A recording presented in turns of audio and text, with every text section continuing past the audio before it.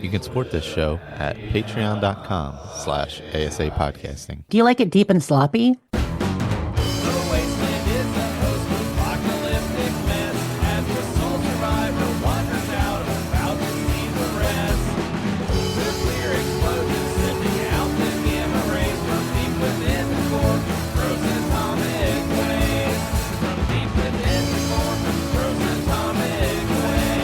Hello and welcome to the 391st edition of the Fallout Feed. I am Andrew, joined by a flock of my favorite Fallout folks. Tonight we have Jess. What is up, Jess? Hey, Andrew. Greets, everybody. Also, Ray. What's going on, Ray? Hello, hello. Welcome to the show, everybody. We are resuming our roundtable project. Oh, gosh, we are the show who compares and contrasts Fallout experiences through a lively roundtable discussion by comparing... what's the fucking words, Jess? By comparing... Contrasting. Different playstyles with randomly... By experiences with randomly... Oh, fuck me. Assigned attributes. Attributes. So, everyone on three attributes. Ready? 1, 2, 3. Attributes. Attribution stuff. Perfect. You used to be so practiced at that, and then we stopped doing that intro. Jesus criminy. How did that go? I've done that hundreds of times. I can't believe I forget it. All right. Welcome to the show, everybody. We're doing some round table. We are playing the original Fallout Classic. We have gotten to Junktown, and we're going to chat about some possible raider interactions as well. It's the main point of the show tonight. Elsewise, we also have a lot of shout-outs, little gameplay to get through. I prepared a game about Junktown. Hopefully you guys have packed your good Junktown reading material and all sorts of iguana bits. Oh my god, I heard our Todd father went and did a little interview or something. I heard maybe little Starfield news drop, little Fallout. I don't even know what's happening. Did you listen to all that, Jess? You get into the Todd interview? You hear the whole thing? Yes, I did. Yeah. Oh, yes, I did. We'll get into it, but I may say one of the best things I've ever heard. Right? Seen. I saw you write that, and I was like, there's no hyperbole to that at all. But are you serious? Seriously, one of the best things you've ever heard? One of the best or most interesting to me personally interviews I've heard from a game developer. Absolutely. And I does would it have say anything best- to do with how handsome Todd is? No, he didn't even wear the leather jacket, I don't think. Did he? Maybe I What? was too distracted by How his did good you know looks. how badass video game guy he is if he didn't have his leather jacket on?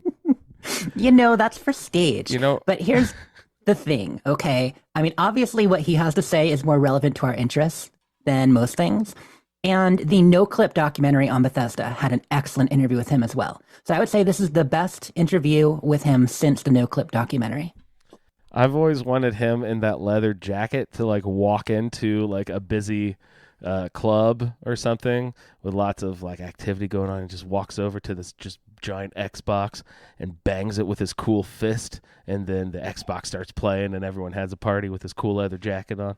Just thought it'd be a fun, happy day. You know what happened. You know that has happened. Kind of like the Fonz is what you pictured. Yeah, I want him to be a good old Henry Winkler reference there. That'd be great. All right, guys. Oh yeah, and again, fucking Scorecation. You got a few days left, guys, to get past your Scorecation. We got some Scorecation shout-outs to get through. But coming up, Jess, what, like 4 days? 3 days? 4 days away. You guys, you can do it. Home stretch, babies. You can do it. Final countdown. Yeah. We've got some friends who have a long distance to cover. Only 60 levels, Cherry. You can do it. But yeah, so we got to talk about, of course, any new, Nuka World on Tour stuff that maybe popped up in the last week, if anything did. But we'll get into news and all sorts of stuff. Ooh, looks like we got some food added later on in the show too. So lots of exciting stuff to get into, guys. Let's go ahead and roll with it. Hey, Ray, did you get a chance to play any video games this week? Not as much as I usually do, but of course, yes, I spent some time in video games. Absolutely. When's the last week you played 0 video games? Probably when your mom was sick and you're traveling and stuff. Yeah, most likely. Yeah, that's wild. But Yeah, I would say. I mean, this was like a vacation week. It was. I think I only put in about 20 hours. Is that it, slacker? I know, right? We're gonna But dock your pay. Get a job. yeah. I did play the expedition redo on No Man's Sky. Oh, So, nice. Yeah, you said they were relaunching some old expeditions. Why are they doing that? Yeah. Just for filler, or like people? Yeah, they do it. They did it last year at this time. It kind of gives them a break between the holidays. To to keep people occupied so they don't have to deal with the constant update projection, people trying to figure out what the next update's going to have, and that never really does anybody any good. Yeah, just sitting and trying to predict. That never turns out well.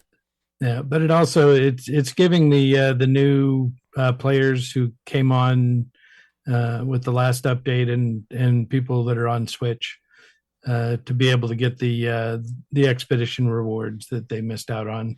Yeah. Before they started playing. I know Sherry's going. Anybody else, hopped in there and playing? I mean, there's a few people that have been putting stuff up in the Discord. But yeah, Sherry's going gangbusters. So Yeah, she's been sharing a lot of photos on the Facebook group, and then we've got some of the people chatting in the Discord too. Yep.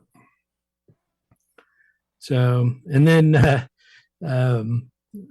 I've been I set up a Skyrim Unbound randomizer profile in my Vortex, and so I've been doing some random role characters.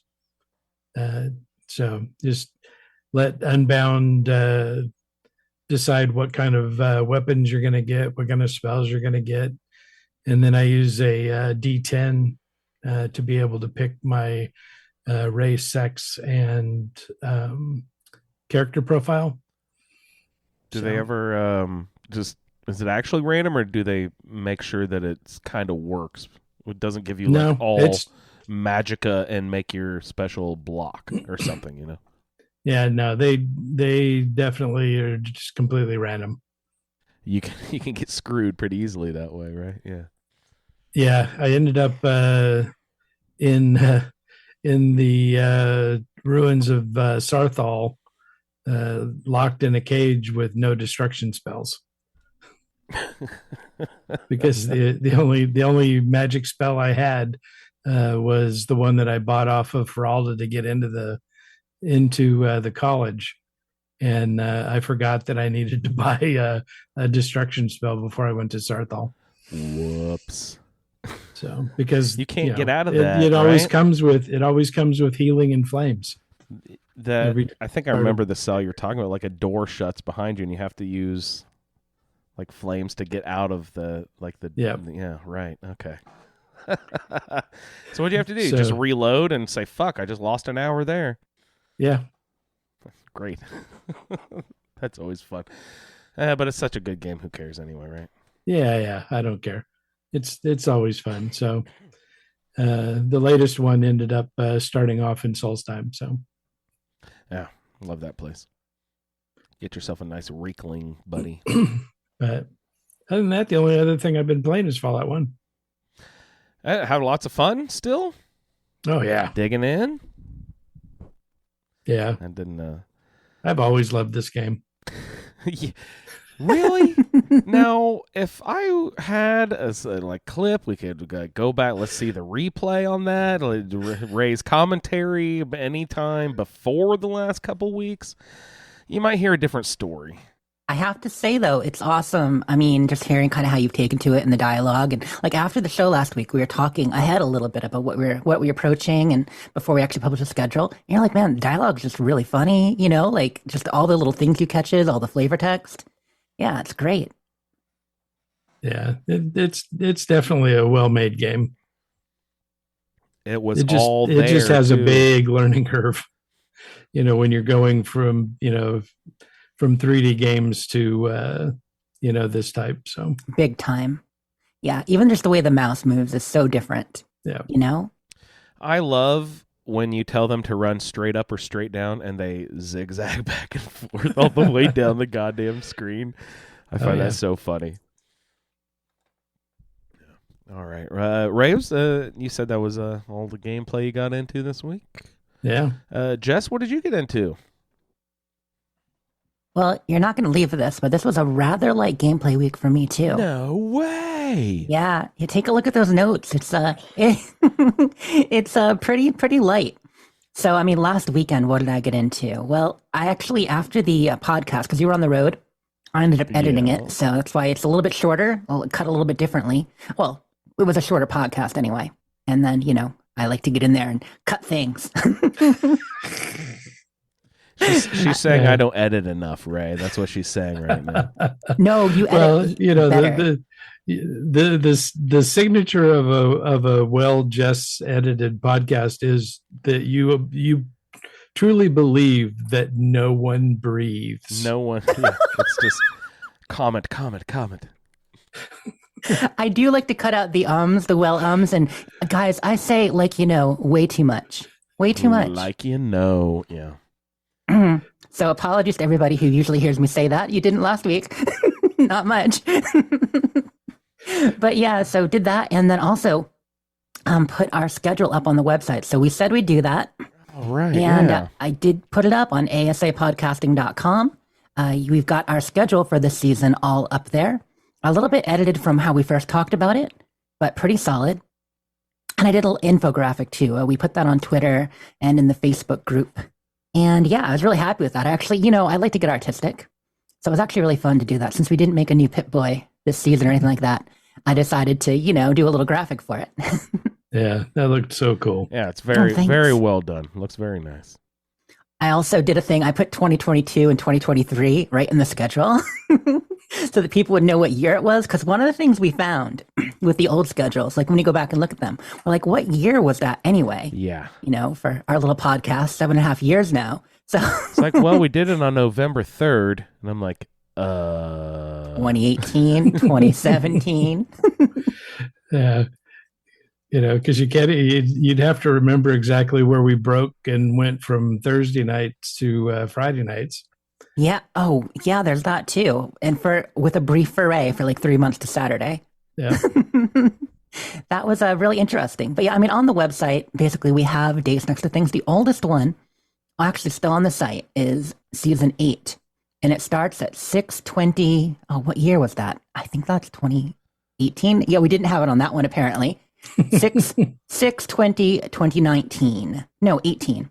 It was the Fallout 4 season right before 76 came out, I think.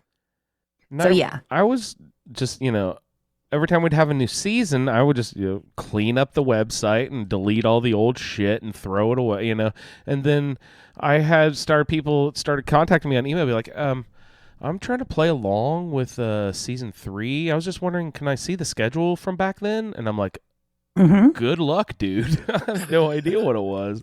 I mean, I've got it written down on a sheet of paper somewhere, maybe, but yeah, sorry, I deleted all that shit. My bad. So, then we're like, oh, we better start leaving them up in case people, some people like to listen to old episodes and play along, catch up. Play the long game. I know they really do. I mean, we just heard about that from Keith, for instance. Nana just fucking completed our entire catalog, evidently. Took her long-ass time, almost 400 episodes here. Look, it took us 7.5 years. If she got it done in 3, good for her. Yeah, good for her. All right. What else game-wise did you get into? But yeah, week? So looking at the schedule, I just wanted to mention that I did find some of the old season schedules we still have in our folder. So we can even put some of the older ones on there. But I mean, I know like Marigold's went back and recently did season 4. My friend Max is going through and listening to a season 4 season. Like there's a lot of stuff. So, it is good to have that up there still. That's one of the great things about podcasts. Still around. Along that line, my 76 really was very light because I didn't play it all last weekend, really. And then during the week, I mean, I got in, did a few events, logged in a few times, get your free item of the day. Super important stuff. Yeah. And I did camp showcases on Thursday like usual. And this was a fun one because we did Xbox, and it was my friend Echo. So he hasn't shown anything with us in a while, and he's been busy kind of doing a big multi-camp thing in custom worlds. So we did that thing we talked about where you can actually get 2 camps hooked together in a custom world. Yeah. And it came out really well because he actually has 2 accounts. So he has 2 of his own characters, and he built 2 camps all with a single theme. And he's doing like a Blue Ridge Caravan camp, and it's in the ash heap right near my camp, including like the Murgle area and stuff. So when I loaded in, I'm part of this town now, apparently. I didn't even know. So that was fun. And Cherry's actually got a camp there too that she's working on. It was great because during the tour, her Deathclaw was wandering around, coming to visit us. Oh, nice. I love that Deathclaw. And you're like, oh, hi.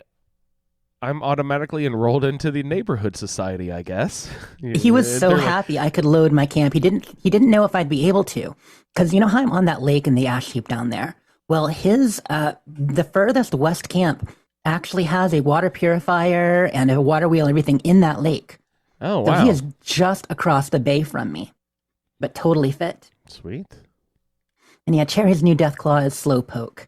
Her old Deathclaw, Hades, that she had for 2 years, oldest Deathclaw in Fallout, lived so long, finally passed away. Oh. Did she I know it's just a virtual Deathclaw. Somehow? Yes, just a virtual Deathclaw, but you know, so she has a new Deathclaw named Slowpoke now, and he's actually less feisty. Hades hated everything. Hades would attack the wall, he'd attack the corn, he'd attack everything. Whereas Slowpoke just kind of walks around, looks at you menacingly, and moves on. I had one at my camp, but he was like right in the camp, running around in the river all the time, and then all of a sudden he was like 100 yards away up the hillside, and then one day just wasn't there anymore. And I'm just like, what is going on? But for weeks he was not in the camp at all, but just like 100 yards away running around. I'm just like, why? They tend to hang out near where you put your camp initially when you launch the camp, usually. And if you move your camp box, sometimes they'll gravitate. But yeah, sometimes they also just wander outside and stay there just a little bit. It's a little dangerous. If you live too close to water, they can wander into the water and die. You know, certain types that are more susceptible to radiation. Yeah. Is there a Brahmin that you can tame? Well, they're already tame, but that you can use that trick with? Is there a Brahmin that you can recruit? They have to be random spawns. I don't believe so, but keep in mind if you get the fertilizer with a Brahmin, you get a Brahmin that way. Right. He's wandering around, isn't he? Mm-hmm. One of the cool things about the combined camp thing as well is that you can get double allies. You can get double collectrons. So, for instance, this collectron had a Nucatron and a Junk collectron, both wandering the camp. He had Sage there with Beckett because he had Beckett as an ally and Sage. And then on the other one, who did he have? He had someone else. I'm not remembering. Oh, yeah, with Yasmin. He had somebody who knew Yasmin showed up as an ally too. So basically he had 2 allies in each camp for 4 total, plus 2 collectrons. There was a lot of life. So, but the reason I get into that is because that was really fun in a custom world and always good to see stuff. But I realized I haven't done enough building the last month. I've logged in and looked at camps, and I was doing so much around Halloween. But there are all these new bundles we've had and new items that I had never even put out yet. Stuff from the end of the scoreboard that's really cool. Did you know the Stein for the end of this last scoreboard is actually a thermos? Do you know I've never built a Stein ever on any? It's like, I need to look at the... No. I just today, I was in the build menu and I was just like looking at all the different... I was like, holy shit, we've got a ton of these Steins now. From all the different, there's like a Fashnacht one from each season that we've done so far, from a couple of different events. There's one that's like a weird blue, it almost looks like a blue bong or something, you know? And it's like a weird, I can't even remember what it was called, but it has like a cool, weird name. I was like, oh, this is, so I was like, I need to look into this. I've never built any of those Steins. You've got the Zorbo juice, the it must the have been the Zorbo one, yeah. Yeah, exactly. So they're kind of like the ultimate flex right now. You know what I mean? A way of saying not just the scoreboards, but I've done all these seasons. I have all these Steins. So we're coming up on season 11. And the what is it? They give you a score, like a poster of this each season once you complete it, right? Yep, So you can those are the post scoreboards. those all around, and then the Steins right under. Yeah. So yeah, ultimate flex. Decorate an entire rec room with them now. I mean, they look really good too. So I like the variety. Initially, I like the fact that all the Steins were kind of the same style, you know, the classic pewter Stein Pewter, look with yeah. the face and stuff. But now I like the fact that some of them are different. You get the Sweet. Assaultron happening.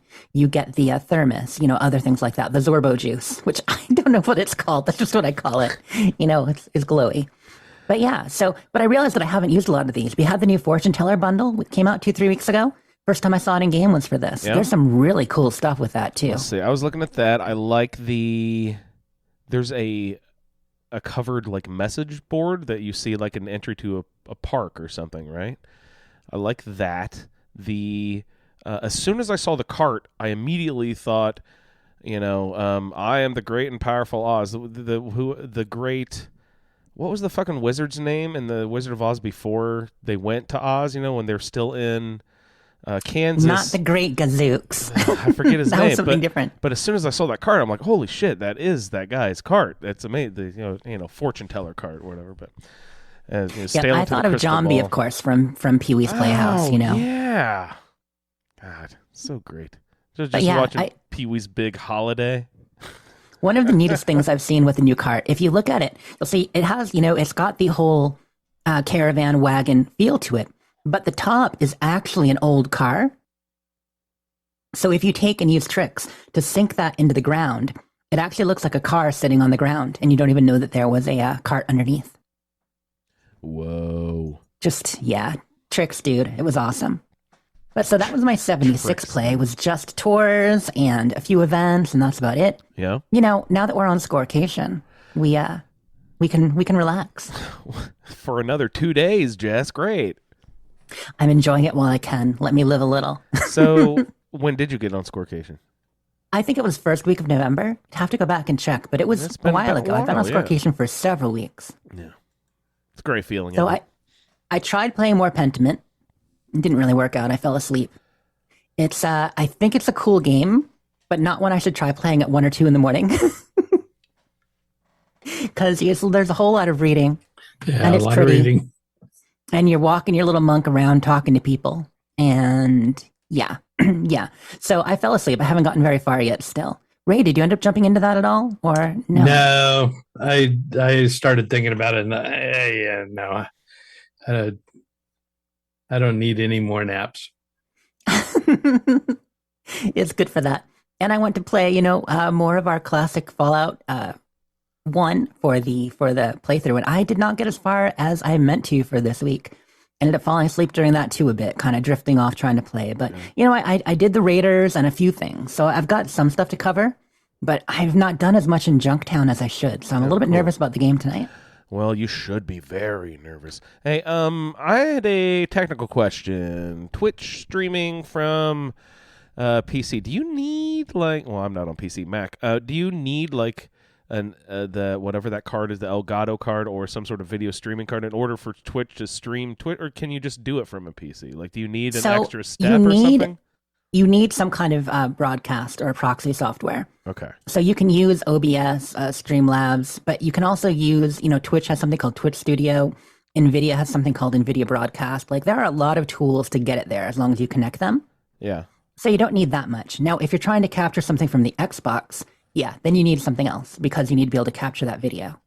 Well, not to Twitch. I can just the nice Twitch app on my Xbox is automatic. So, but there's nothing on the my Mac where I can just double click on a Twitch square and all of a sudden I'm streaming away. No, Yeah, you'd of have course to not. install something. Yeah. But it's not that difficult. It's just software. I'm sure you could definitely Software. stream some of what you're playing. And yeah, I meant in order to capture and stream through your PC, Yeah. the Xbox through your PC, you need a capture card. Yeah. But otherwise, you're fine. It's just software.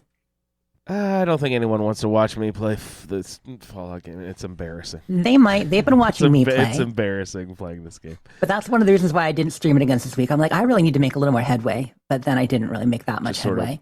Raider mentions stumbling. you could share your screen in Discord. You totally could do that. Ah. Yeah, it's just That's a me. fun It's thing. just me fucking stuff up and restarting like 13 times. If you want to watch that, if you're interested in seeing Junktown for 14, different attempts in a row, then gosh, you just would love this. A lot of things can go wrong. While we're on the subject of the old podcast, people can go back and listening. A couple of people chiming in chat. Mocha mentioned they just started listening to Pat Play New Vegas No from way. way back in 2016. So Arthur, yep. Arthur, great playthrough. And Frater mentioning that he loves those too. And it's funny, I actually saw on one person's Wrapped that they have some of the Skyrim Let's Play as one of their top 5 podcasts as well. Wow. Not the Addict, but the Let's Play. Holy cow. Yeah, in fact, actually, you know what? Let me just mention that real quick. It's in my shout outs. But I want to say thank you to people who have been sharing their Spotify Wrapped or like end of year kind of podcast stats and stuff with us. Yeah. We've had some people who tagged us specifically, whether in Twitter or Discord or elsewhere. Andrew Stasny Yes. over on Twitter, Big Cosmo shout here out, in right. Discord, Dawn, a number of other people. I've seen a number of people, but sharing that we were in their top 5, one of our shows, Fallout Feed, Skyrim Addict, or even in some cases multiple, which is just really awesome to see. So thank you guys for listening. Thank you. Glad we're one of your top podcasts. Really appreciate it. And hey, if you do listen on Spotify to get those stats, please give us a rating. I say that because you can only give a rating through the Spotify mobile app. And people listen to us way more on Apple and other Android apps than Spotify. And, maybe we'll get a little more traction there if we get a few more ratings. Does Apple have that end of the year? How many hours did you listen to this, that, and the other? Do they do one of those like Spotify does? I bet you can look them up. Like I use Podcast Addict, and so I can actually pull up my stats on Podcast Addict. Yeah. It doesn't give me a cool email and a neat digest like Spotify does, Yeah. but same basic thing. Well, I'm waiting on I bet Jerry's. Apple does. I'm waiting on Jerry's annual Xbox post. He always posts. It's a very similar thing for Xbox, and it just tells you what games he played. Yeah, and all if that, they yeah. give it to us, he will. I have a few times. Some years they do things like the coat of arms or your year in Xbox or Yeah, what have you. exactly. Right. Those are They've been always doing fun. that for the last 5 years. They are. Last year was the neatest because it was the Xbox Museum of History, and you got to walk through and you got to see all the games you played since when you first joined Xbox Live. And Yeah, except for when you played PS3 for all those years. yeah, I understand. I mean, I only started with the 360 myself, so I don't go all the way back. But also, I'm saying that to you, just people listening to our podcasts. We're still, this year we're still in like the top 2%, 2.5% of all podcasts. And I just really appreciate that. Just really appreciate everyone who listens, spends their time with us for sometimes hours each week. Sometimes months straight.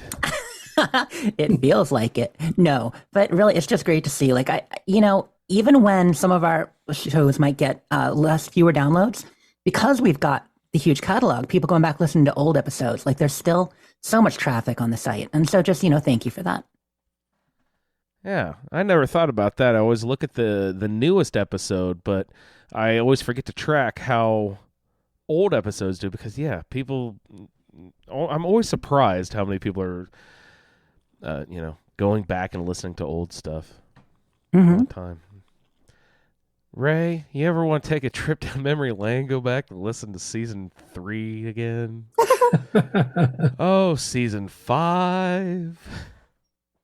Such great time. I see. I'm just making. I have no idea what we're doing in any of those seasons.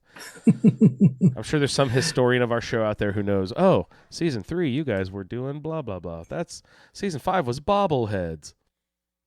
Actually, That might be season right. 5 was bobbleheads, I think. It was either 5 or 6. Nuh-uh. I'm a fucking genius. Actually, it might have been 6. And then 7 was side quest and 4. No longer a genius. Close, though. Horseshoes and hand grenades. Any other gameplay you want to get into, Jess? That's pretty much it for me. Thanks for all of the shout out and supports on the Spotify end of the year stuff. Yeah, I don't use the Spotify, but I'm always envious of those things when they post at the end. I'm like, oh, that'd be fun to know that sort of data.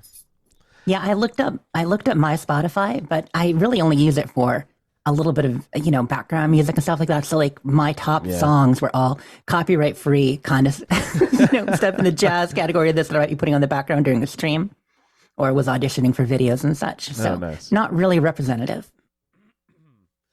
And surprise, surprise, 3 out of 3. I also didn't have as much gameplay as I normally do. I did hop in. I think it was a holiday week something. Yeah, it must have been some weird holiday in the United States this week. But I had a lovely Thanksgiving weekend, just sitting around the house, getting up the Christmas decor and whatnot. Yeah, so, gosh, I don't know. I did hop into Shelter. Got the pilgrim outfit from the Gobbler. Bested that Gobbler. Got myself the pilgrim outfit. Oh, you did? You took care of the Gobbler, the final Gobble? Got the Gobble. Got him. And otherwise, I really did not play a lot of video games this week. Trying to think. No, not a ton. It was 2 weeks ago that I did do a bunch of stuff for the Roundtable. Jess, you mentioned that you got into some Raider stuff. You didn't do as much in Junktown, and I am going to mention that I did a lot of stuff in Junktown. Maybe not everything that we're supposed to do, but when I saw the Raiders in the schedule, I just assumed you were talking about the random encounter raiders that you get with the red lightning bolt. Just wondering, I didn't know that. We're supposed to go back to Shitty Springs and talk to someone else and get. It's another quest. Oh shit, my bad. So I did not do that at all. So I'm glad that you did, because you can talk about your experiences with that then. And also, I mentioned we have a Junktown reading material game. I'm excited to get to that. Oh gosh, do I have that? I need to pull that up too so that I can have that ready to go. Not a ton of gameplay this week for me. But we can go ahead and get into our round table experiences a little bit. Ray, remind me, what kind of sort of like character build are you doing? Were you doing like guns? What I'm doing melee. Melee. Okay. What was your main weapon that you're using? I'm using a crowbar right now. Was that the one you picked up off the floor or no? There's one in the elevator too, isn't there? It was somewhere in Vault 15. In 15, right. That was one that we mentioned a bunch of episodes ago, because I said, Jess, I saw something on the floor, but a fucking mole rat died on it, so I couldn't access that square anymore, so I have no idea what that thing was. But then I remembered, just revert on a save and go back and look. So I did finally pick up that crow. I do have it with or maybe I sold it. I probably sold it. So you liking the crowbar? What are your other options at this point? What have you come across melee weapon wise? The other one would have. So the one that I started with was the police baton. Okay. Did they always? I did have a hammer. Police baton was available almost immediately in Fallout 4. I remember. Is that a thing? Is police baton available almost immediately in all the games? Has it always been? No, there? I think it just in this one it gave it to me because I had picked you killed a melee as my tag skill. Oh, wait, you started with it? Yeah. So like you started with Knuckles, right? How did? Because you I thought I picked those up somewhere though. They're just in my inventory when you start then, depending on what you're okay. Yeah, you had tagged unarmed, so you had Knuckles. I had the police baton and power fist. Yeah. Are there power fists in this game? Yes, they are power fists, but they're not. They're not what I'm hoping for. Pneumatic like the ones in the later games. They don't kick. It's just a big glove. Oh, okay. A big metal glove that you punch people with really hard. Cock knocker. That'll be great. All right. So yeah, let's go ahead and get into a little bit of our roundtable stuff.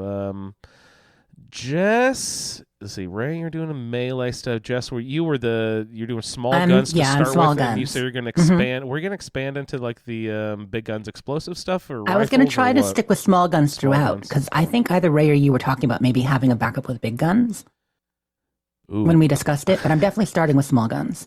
And then I know later, like, energy weapons get really good. So maybe one of you guys are going to try switching to energy weapons at some point. Energy weapons. Yeah, I saw the Brotherhood is in the schedule later on. So, of course they're in it. I always have to deal with those guys. Mm-hmm. All right. So, Jess, why don't you tell us a little bit about the Raider stuff? Ray, also feel free to hop in there and tell us about if you did the Raider stuff too, because I totally forgot or misunderstood the directions. When I last played, when I had last left off, I had gotten back to the vault. So I went into the vault and wandered around a little bit. Seems to be actually a lot of things you can do.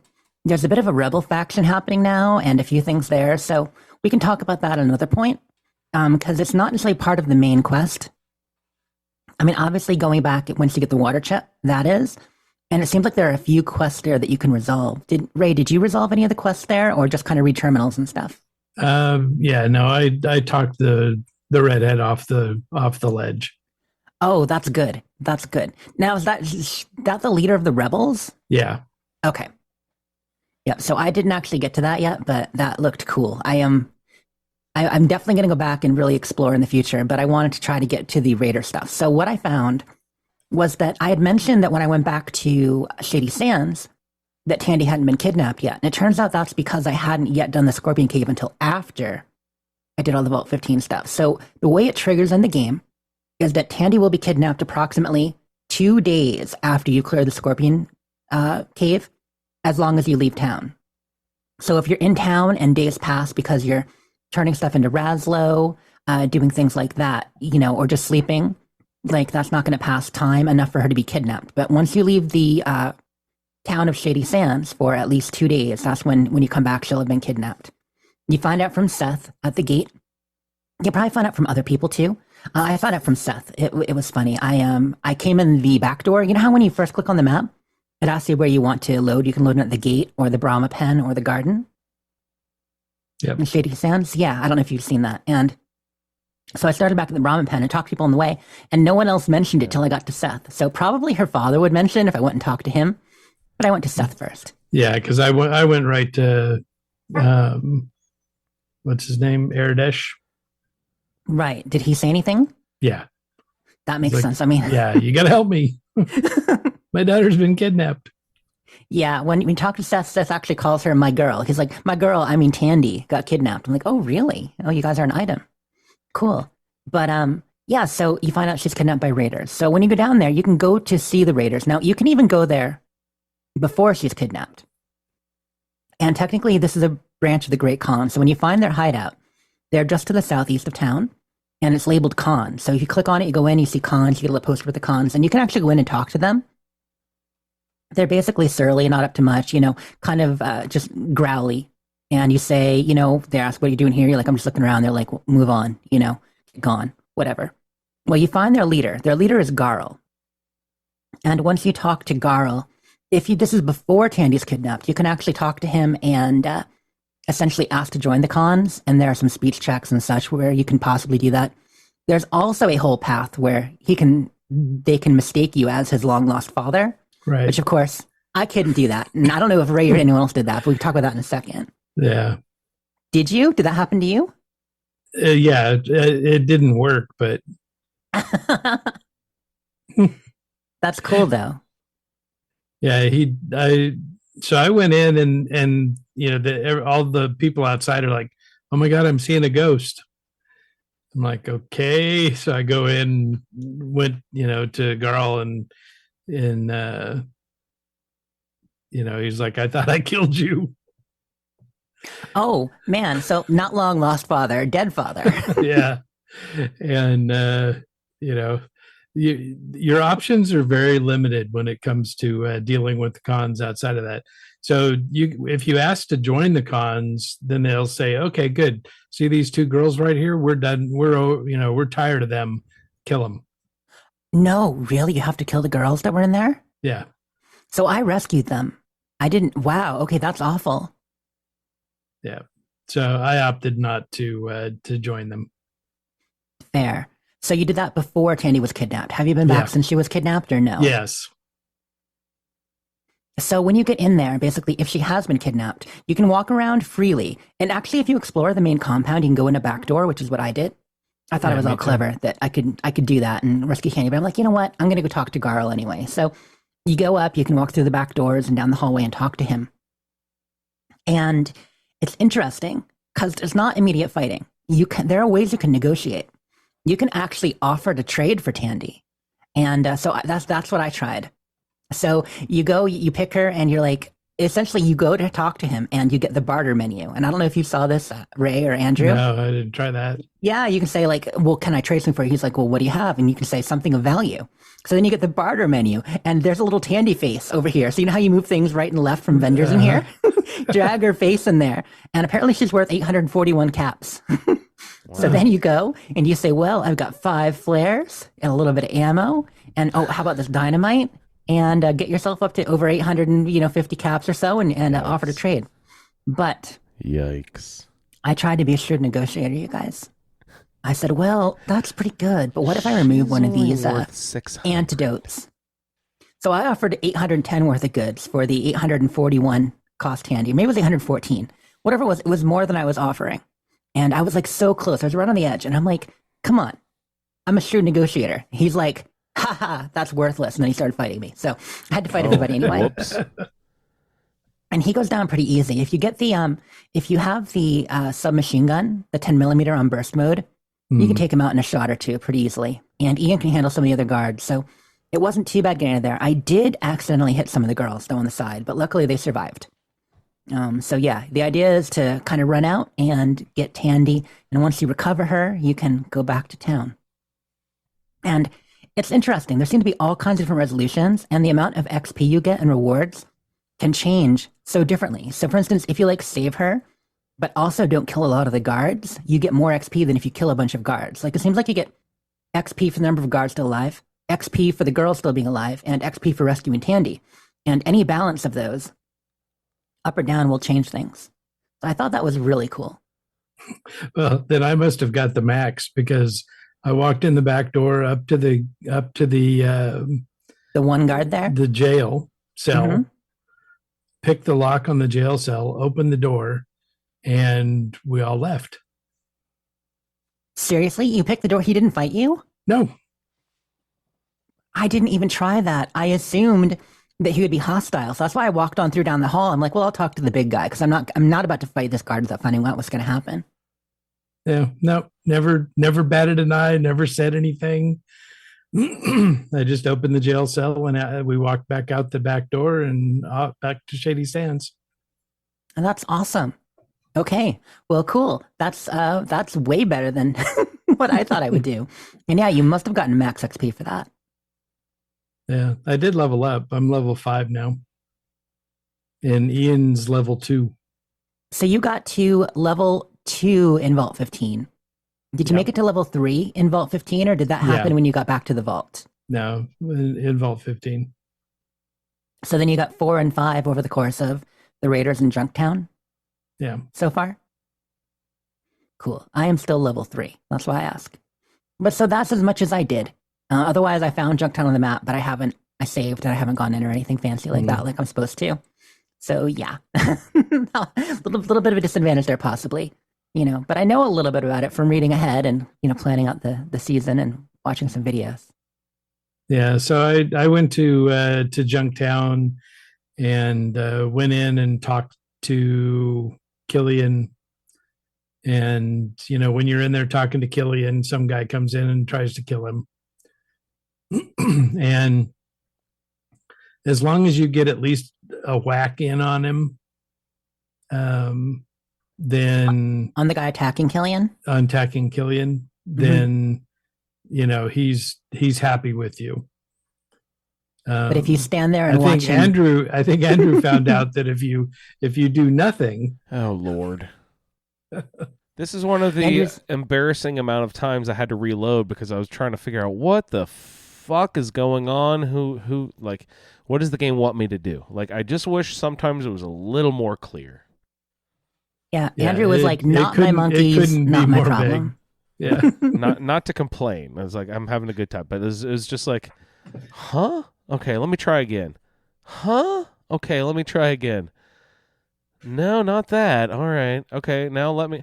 But yeah, doing nothing didn't do anything. It makes them get mad at you and kill you. I'm like, oh, well, that didn't work. Let me reload and try again. Let's accidentally shoot someone else I wasn't supposed to. Probably is there a guard of the town or something? Like someone else I shot. I shot one someone of Killian's else. men is in there. I accidentally killed one of Killian's men. So like, of course he got mad. I was like, okay, not that. So it's a little difficult to decipher who is who sometimes a little. I guess. Oh, yeah. So, I definitely reloaded quite a few times in that room. And it's bad because I'm wearing the same armor that his guards are wearing. Oh, no. So I often confuse myself for one of the guards. Don't shoot yourself, Ray. Yeah. It's like, why am I'm clicking on me? Why is that not? Oh, that's a guard. Never mind. Yeah. You see a guard. Oh, exactly. I know I'm not a guard. So do you have to do anything special to get into town? Like, No. Reading about it, I know that there are guards outside. So, like, if you get there at night, you have to actually use a speech check to get in. They only let you in and out during the day, apparently. Yeah, I had to wait. Oh, waiting. That's worth mentioning. Did we mention that last time? How to wait? It took me fucking forever. In to the figure menu that with shit the out. hourglass. Yeah, Oh we did my talk God. about that. Find the bell. It's in your Pip Boy. There's a little bell The up bell, not an hourglass. by the date or the time or something. But yeah, you can if you click that little bell, it'll let you wait. Because good lord, Yeah. it took me a while. But it's right in the middle of the. You've got the date on one side and the time on the other, and the bell's in the middle. Yeah. So click the bell because everyone knows that a bell means wait, Sure. right? That's Actually, obvious. it means service, please. That means every time I hear a bell, I'm like, all right, gotta sit down. Every time a bell rings, you for a wait for break. 2 hours. Exactly. Yeah, anyway, I'm sure you guys mentioned that before, and that's another bonehead move. Like, what the fuck? Couldn't figure out how to wait. But so you get in there, you talk to Got into Killian. town, He gets attacked. play with some Brahmin. Yeah. So once the assassin is dead, then you can talk to Killian again, and he's thankful that you helped, and then you can ask him, if there's anything you can do, and he'll recruit you to go. He says he knows who hired the hitman. That it's Gizmo, who is the mob boss from the casino. Is he down in the hub? No, he's there in Junktown. Oh, Gizmo's in town with us. Yeah, he's the Jabba. He's the Jabba of town. Oh. He is incredibly corpulent. Nice word. And so he says if you agree to do it, then what he wants is to get incriminating evidence on Gizmo to prove that he was that he tried to have Killian killed. And so you have two options. You can either use a tape recorder and record him telling you that he was the one that put up the hit out on Killian, or you can bug his office. And when you look at the tape recorder in the menu, it's like a big reel-to-reel. Those are so easy to conceal, right? Just So easy. slip him into I don't know. Just, hey, I bought you a new TV. It's in this spot, but don't open it for a few days, please. Yeah, I don't know. Yeah, reel-to-reels are huge. Yeah. Where are you hiding a reel-to-reel? So you go up, and he's in another part of town. So you've got to, go up a couple of screens to get to the to get to Gizmos. It's easy to find because there's a big sign out front that says Gizmos, and it's neon circling on a pillar out front. That took me a second to figure out the multiple screens per town thing too. Yeah, Like the whole getting- kind of greenish gray area instead of the red. Yeah, what we Because- talked about. Yeah, I saw the outline of this. So you think, oh, that's going to take me out to the desert again. But you click over there to the side, it'll take you out to the desert. But you go up, and it'll take you to the next part of town. You know, it's just sort of The strange. key seems to be if it's red, it'll take you in and out of town, and if it's kind of like a greenish gray color, right? which Ray taught me, it will take you other screens in town. Fun. Okay, interesting. So you can just march right into Gizmo's office, and You just blast him in say- the face with a pair of knuckles and be like, "Fuck yeah. you, So man." you're, the assassin that you hired to kill Killian failed, and he's like, I don't know what you're talking about, man. Yeah, of course. And no, I wasn't saying anything was wrong with that. I'm just saying that he failed. And Oh, you really? need me I'm to your help new. you out. I'm your new guy. Right. Yeah. Okay. And so then, of course, immediately he's like, "Oh yeah, well, I definitely want him killed. So if you can kill him, that'd be great." So there's your evidence if you wanted evidence that who's actually the one behind it. Yeah.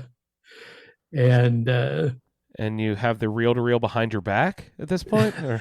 I don't know, And wherever it fits. Back corner pocket. I'm not going to judge where you keep your reel to reel hidden. But you go back to Killian, and multiple times he says nobody double crosses Gizmo. And the whole time you're like, okay, Yeah, whatever, no, dude. nobody. Yeah, he's getting quadruple crossed is what he's getting. So you go back to Killian, give him the evidence. He says, okay, well, we're going to go take him out. Go talk to the head of the guards. So then you got to go back to to the other screen, to the front gate and talk to the guard out there. Oh, okay. And he's all right, let's go. Fortunately, this time they just teleport you right into Gizmo's office. You don't got to go through multiple screens again. Yeah. And then, Killian confronts him and the shooting starts. So you help him take out. So Gizmo has one guard and himself. Yeah. And at that point, it was Killian, one or two of his men, me, Ian, and Dogmeat. Hmm. Dog meat.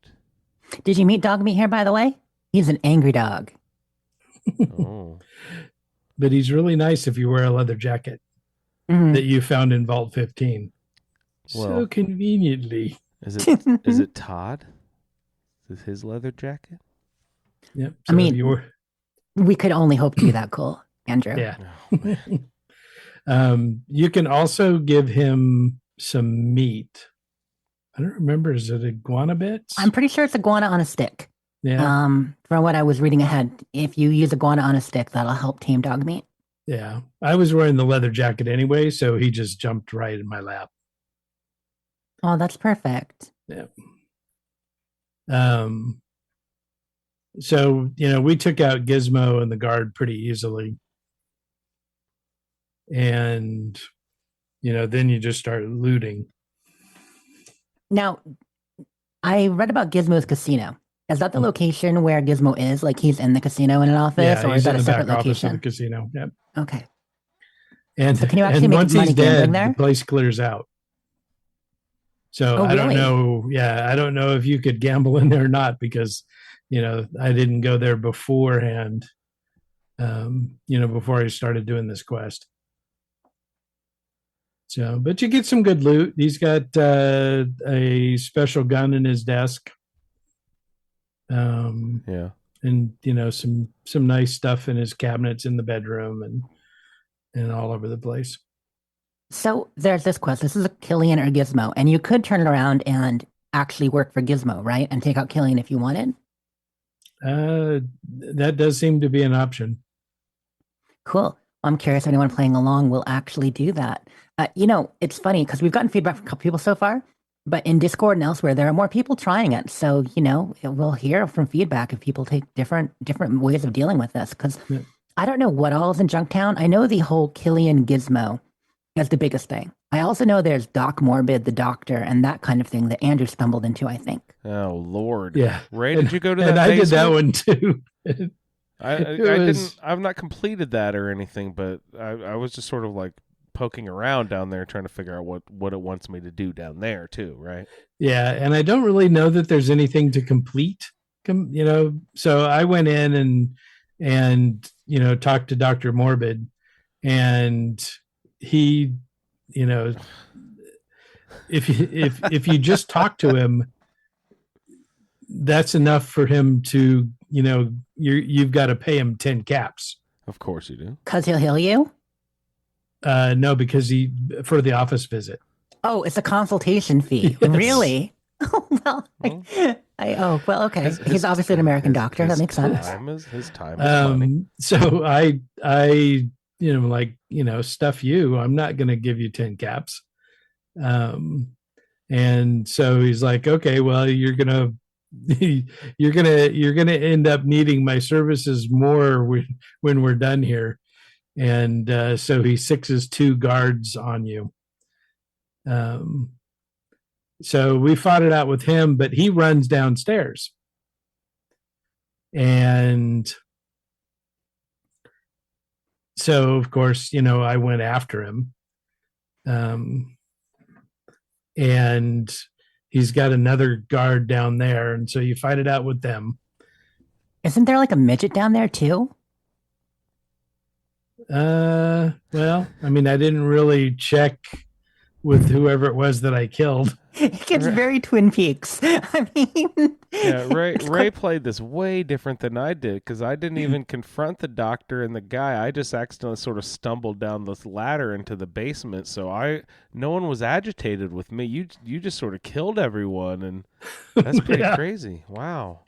That never happens. And so, so everybody's dead. And so of course, when there's dead bodies around, you loot them. Of course. And so I started looting the place and, checking the tables, and there's all kinds of, gross stuff on the tables. Yeah. Mysterious. Then there's a locker. Right. Oh, there's a locker? Right. Yeah. Yeah. And so, magic locker. I go over to the locker and check the locker, and it's locked. Mm-hmm. I'm like, okay, well, I've got lockpick. Did you unlock it? So I unlocked the locker. How'd that go? Kaboom. Wait, no, really? Yes. It blows you to bits. So Wow. weird. So weird. So weird. There's so much. Yeah, this game has lots of little complexities like that. Yeah. So had you saved it all during all this, or did you have to redo everything? Yeah, no, I had a save point. Good So Lord. I just left him like, okay, I'm done with that encounter. Wow, so different. I do have to say, the Wasteland is a dangerous place in Fallout 1. Like, I'm not as far as you guys yet, but it just seemed like there are a lot of ways to die. Oh yeah, a lot of ways to die. Now, sorry, go ahead. So then, so after that, I was a little thirsty, so I went up to the bar to drink the blood of his foes. and walk in the bar and go talk to the bartender, and then there's a bunch of people in there, and some guy whacks this waitress, and then all hell breaks loose. Shooting starts. You find out that there's a gang in there called the Skulls, Skulz, and that bar is their hangout. And it's called the Scum Pit. But so at that point, I met Tycho, Mm-hmm. who is a guy standing in the corner of the bar, and ended up recruiting him as a follower. Oh, So- wait, really? Yep. Okay. So now I have Ian, Tycho, and Dogmeat. That's We're gonna- awesome. And you can have multiple followers at once with no issue, as long as they're alive. Yeah. Cool. So I went back and talked to the bartender about the gang, and he tells you that the head guard is trying to deal with them. So I go talk to him back at the front gate, and he says, "Yeah, see if you can dig up some dirt on him." And so I go to their hangout at the flop house and talk to them, and they want to teach the bartender a lesson. And so when you're looking at the bar, you can see this. It looks like a goblet sitting on the end of the bar. Turns out that's his wife's ashes in an urn. Don't drink that, Ray. And so they want you to go steal it. Steal his wife's Who ashes. wants you to steal it? The skulls. Oh, right. Okay. So the scum guys, they want you to go steal that from Gizmo? Just for from the bartender at the scum pit. For torment, to torment him? Or something? Okay. Before they kill him. Right. Okay. So they're planning on killing him, but they want him to suffer first. Right. Makes sense, as one would. So I went in, the bar wasn't open. I went in, I stole it, and it kind of suggested that maybe I didn't do a really good job of stealing it. Why, did he attack you or something? No. Did you spill some? No. Did you drink it?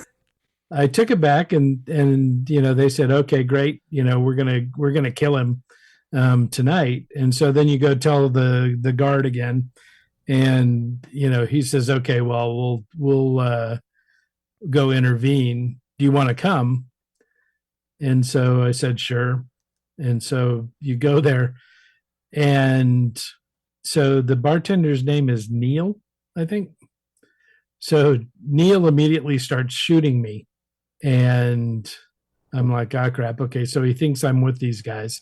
Well, because he stole his wife's ashes. So I'll just run Ray. outside until all of the guards kill all the raiders.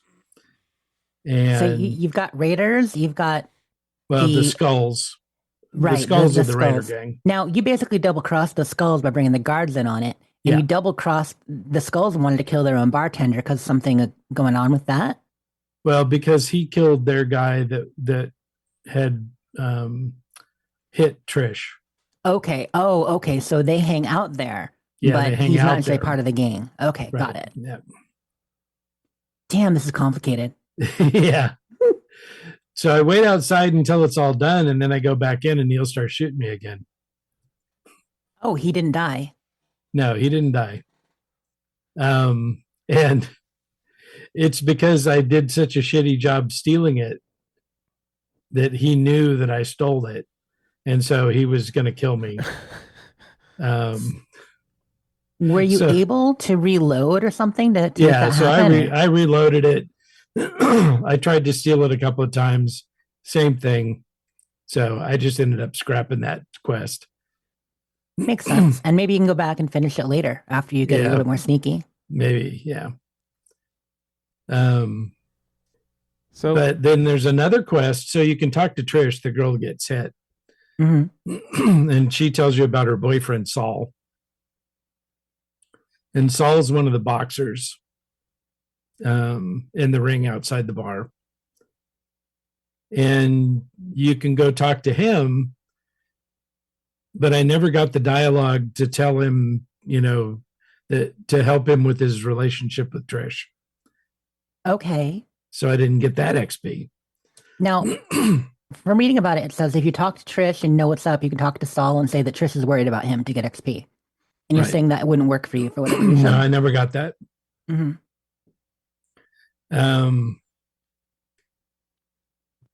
So at that point, I just left Junktown. I'm like, okay, forget this noise. Sounds like you did a lot, though. I mean, honestly, it sounds like a soap opera. All these different people and relationships and stuff happening. Yeah, there's a lot going on. Yep.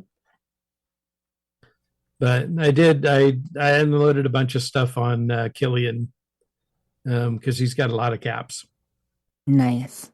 So is he also the main vendor there? Yeah.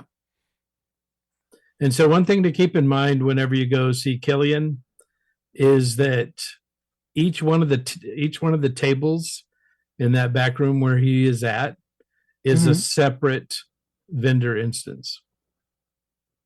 So it has different items and different amounts of caps. Oh, that's really cool. So if you clean out the caps in one section, then you can go to the next and sell there. So one section might be food, another might be weapons, another might be ammo or something. Yeah, all kinds of different stuff. Wow. That Adventures in Junktown, that's awesome. Andrew, how far did you make it there? I mean, we heard a little bit about your adventures, but Yeah, I did the whole reloading with killing a bunch of times there. And I wasn't in a rush to reload and push on because I thought the next step was going to be Killian saying, "Oh, go deal with." What'd you say his name was? Begins with the G, Gizmo or something. Garl. Right? Gizmo. Gizmo. Oh, Gizmo. Okay. Go deal with Gizmo in Hub Town or Hub City or whatever. Down. I thought that our next step was going to go. I didn't realize that he was in the town, that we can complete this whole quest in town. So I just kind of stopped at that point. But I had a lot different experience down in the well. I sort of stumbled around and talked to the guys a little bit, the doctor, but they didn't get aggressive with me at all or anything. And then I went down into the pit down there, and Jess, you're right. There's the descriptor is so weird. It's a rotund midget. I know it's not politically correct to say the word midget anymore, but that is what that's just what they call him. The character is called that in the game, so we will refer to him as that and not refer to it as an offensive thing, but just know we're referring to this specific character in this game, of course. I was just sort of taken aback by that because you don't see that word anymore. So it's just like rotund midget. Not only are you using that offensive word, but rotund as a descriptor as well. I was just like, oh, you guys are going over the top with this one. That's crazy. Well, yeah, this was all before the PC movement. Absolutely, it was. Yeah, but Ray, I found your magic exploding locker as well. But with the rotund fella there, when you walk over to the locker, you say, "Hey, don't." He says, "Don't mess with." What's the doctor's name upstairs? He says, "Don't mess with Morbid. don't mess with Dr. Morbid stuff," or something like that. And I'm like, okay, whatever. And then I go to pick the lock, and he's like, "Hey," and he starts getting mad. And then you actually pick the lock and open it up, and he attacks. And then you realize, oh, there's someone else in the room too that I didn't see that was hanging out on that lower wall down by the wall. So I didn't know there was an extra. I thought I was only talking to the one. I didn't know there's more guards in there. But anyway, Ian is with me. We took out the rotund midget and is it just a guard who's down there? I don't know who else is down there, but then we look around the tables, find the weird biomass or whatever it's called. I don't know. And you can tell that this is where the whole iguana bits thing comes from. This is like, Yep. And I've said it so many times this season, but God, it's already in the game. Of course, it's already in the game. But it's just like, wow, this is the beginning of the whole magazine thing that we have from Fallout 4. All of that is referring back to this. This is where all of that starts. Tales of a Junktown jerky vendor. And then I thought, has anyone done like creative writing exercise? First of all, before I ask that question, is there a way to read these magazines? Not that I'm aware of. Has anyone Wait, done what? in Fallout 4 the Tales of a Junktown? Like, has any Bethesda writer written those magazines? You know what I mean? Like, do those exist somewhere? I think the most we have are blurbs. Yeah, I think at most we've gotten blurbs. And then my next question was, has any one of our in our creative community creative writing exercise written the actual magazines that are. I have a feeling that there's some fan fiction dealing with some of that. I'm pretty sure I've seen that with Live and Love, the romance one, like some of the stories Ooh. connecting to some of those. Yeah. Absolutely. Well, I've got dibs on why I ate my mother, or no, why I sold my mother. Fair. Why I That's a ate great my one. mother. Actually, Oh, what's perfect. funny, there's a new story podcast being worked on right now that's called Vault 13, and a lot of it's going to trace stuff from the original game. It's not out yet, but they're working on it. I know a couple of the voice actors and such, and someone just got cast as Killian and all that, so they're going to bring some of what we're actually going through to life. What we're going through. So Andrew, did the locker blow up when you picked the lock? Okay, that was the thing, Ray. It did not kill me or hurt me or anything. Mine, I was like, I didn't see that it exploded, or it happened when I wasn't paying attention or something. It just disappeared, poof, gone. And I was like, "What happened? What happened? What happened?" And then, because I was in the middle of a fight, like the chaos exploded. I wasn't in the middle of a battle when all of this. Like, you seemed like you killed everyone and then dealt with the locker so you could concentrate on what was happening there.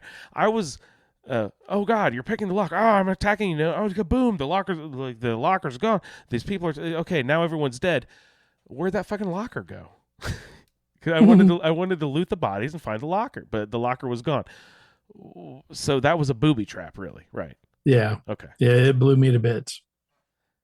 I must be playing on a slightly less difficult play style than Ray, you guys. Not a bad idea. Or maybe you had more armor on. I mean, you were wearing a leather jacket, right? I have that leather armor set we found in. That wasn't 13, was it? I don't remember where we found that, but just wherever that basic armor set was. It was in 15, and I'm wearing it too. 15, I just realized. 15, yeah, that's the jacket we're talking about. Cool. Oh, that's a leather jacket. I thought it was. I thought it was leather armor. Is it just a like? Well, a you biker? may have gotten leather armor somewhere else. You can get those, in some of the random encounters. On the way places, and also you get some stuff. In Junktown during the Gizmo fight, if one of the guards dies. Yeah, I haven't been up there yet, so probably not there. Yeah. So besides the different experiences down in the basement there, Ray, you said what magazine did you say you wanted, Ray? Which one are you claiming? Why I sold my mother. Why I sold my mother. Okay, well that's a good lead in here. So, but originally I called it Why I Ate My Mother. Why I Ate My Mother.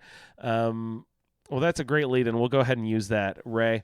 We're going to break in. We might want to resume some gameplay here in just a minute if we have more of roundtable stuff. But I'm going to take the opportunity to take a quick game break here. So let's step really quickly into game time. What time is it? Game time! Woo! And this week on Game Time, we are going to take a visit to Junktown via magazines. Okay, Junktown, Fallout 1, right? Mm-hmm. This is more testing your Fallout 4 knowledge of the Junktown magazines. All right. Oh, no. Now, what we have here is a list of all of the titles of the magazine for Junktown. I have added 7 fake ones. Oh, do we have to pick out which ones are real and which ones are fake? I want you to tell me which is real and which is fake, because these titles are bonkers. They are great. Well, we know Super one fun. at least for sure that Ray has. Well, I could probably pick out a couple. But How I ate I know. my mother. I know at least one other one. How I ate my mother. Is that it? Okay. sold, but whatever works. All right, Ray, we'll let you go first and take that one you already mentioned. Let's see where it is. Why I sold my mother is not 8, sold. Okay. Jess, let's go to you next here. The Art of Haggling. Is that a real Junktown Jerky vendor magazine or a fake title? art of haggling. The That sounds art- pretty basic, so I'm going to go art with of real. That is real. Good job, Jess. Ray, back to you. The joy of wealth.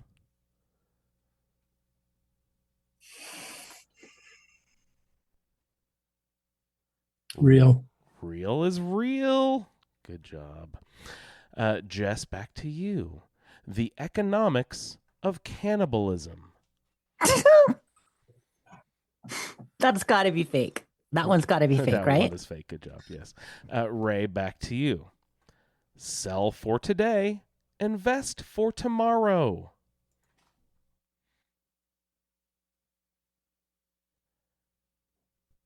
Sell for today, invest for tomorrow. Sounds like wise advice to me. That's fake. That is fake. Good job, Ray. Too much editorial there. Yeah. Is that how Too you got long a it? title. Yeah. Too long a title. Okay. Let's see. I mean, it might not be that, but when you said sounds like good advice to me, I'm like, Andrew wrote that one. We're back to you, Jess. How to run a successful vendor stand. Real? That is a real one. Good job. Ray, That's pretty basic. I like it. Okay. Ray, back to you. Make money the old-fashioned way. Earn it. I'm going fake on that one. Fake. That's that crazy commercial I remember from when I was a kid. I don't even remember what that company was. Jess, back to you. Exploiting your friends for profit and fame. We're killing it, by the way. I just have to say. Destroying. I'm going to go with fake. That is a fake one. Ray, to you. Maximize your purchase power. Yeah, that doesn't sound very Bethesda. I'm going fake. Absolutely fake. Jess, back to you. The benefits of child labor. That's got to be real, right? Absolutely real. Yeah, that's the other one I know. Nice. Ray, back to you. How to succeed in business without really trying. While that is real, it's also fake. It's a musical starring Matthew Broderick that I was in high school. Jess, back to you. Sick Days. Wait, you acted with Matthew Broderick? I acted with, no, he was in a musical that was on Broadway, and because it was so popular, our high school did it, and I was Okay. in high school. Jess, Sick Days are for the weak.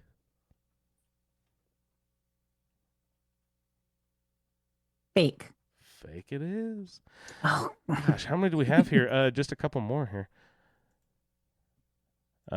Ray, capitalism and you.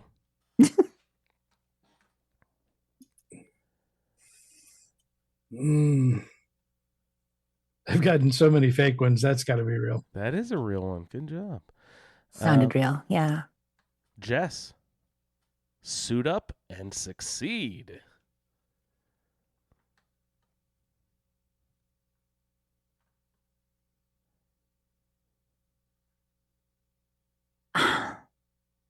I mean, maybe I'll go with real on that. Absolutely. You guys are, I don't think you missed any of them yet. And I think I have one left undone, but I think you actually already did this one, Ray.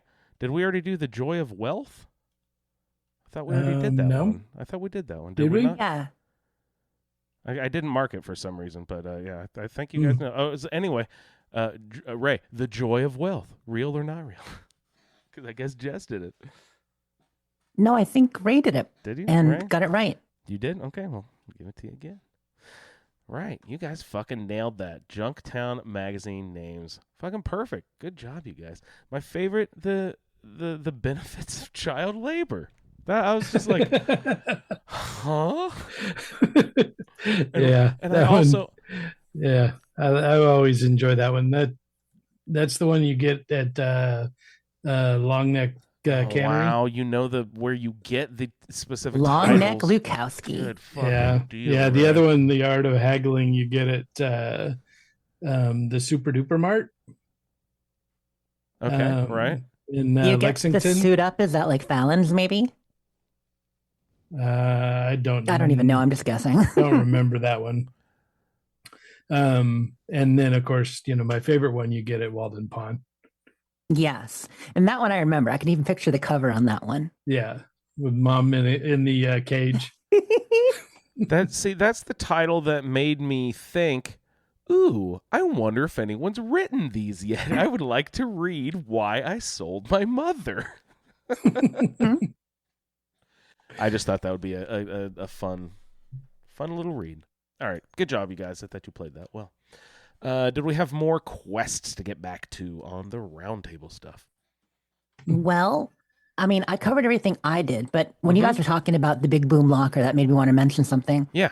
It turns out, and I didn't realize it, but you can actually deal with the rad scorpions using the dynamite.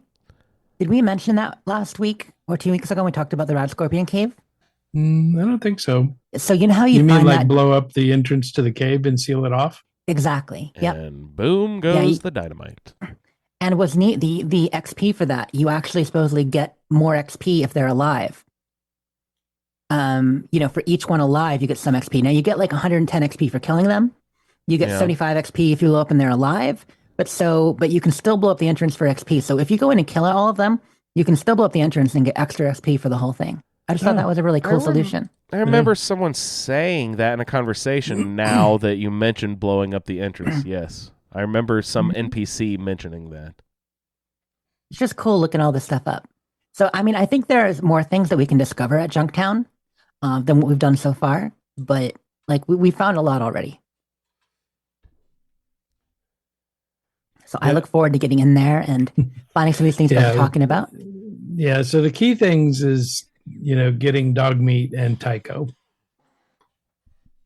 And so you got a nice squad running around with it. It follows the good old rule of non-human follower and a human follower, so you can have... No, there's no limit.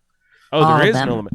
And I think I maybe asked this last week. Do we know how many total possible followers there are? Did I ask you that? I think there's one more. Yeah, like probably a woman that you can pick up in the boneyard. And technically, you can bring Tandy with you if you rescue her and don't bring her back. I think she can stick with you for a little bit. I'm not positive, but I think so. You can pull a Billy with her, maybe. Yeah. Oh, that sounds dangerous. One thing that I wrote down. So when you go back to Erdesh after you bring Tandy back, he's very grateful, that you saved his daughter. Does he offer you her hand in marriage? No. But he does give you a nice blessing. He says, "May the water you find in the desert not shine in the dark." Hey, nice. That's poetic. So, yeah, when he said that, I'm like, "Oh, that's cool." Yeah, that's a good line. I like it.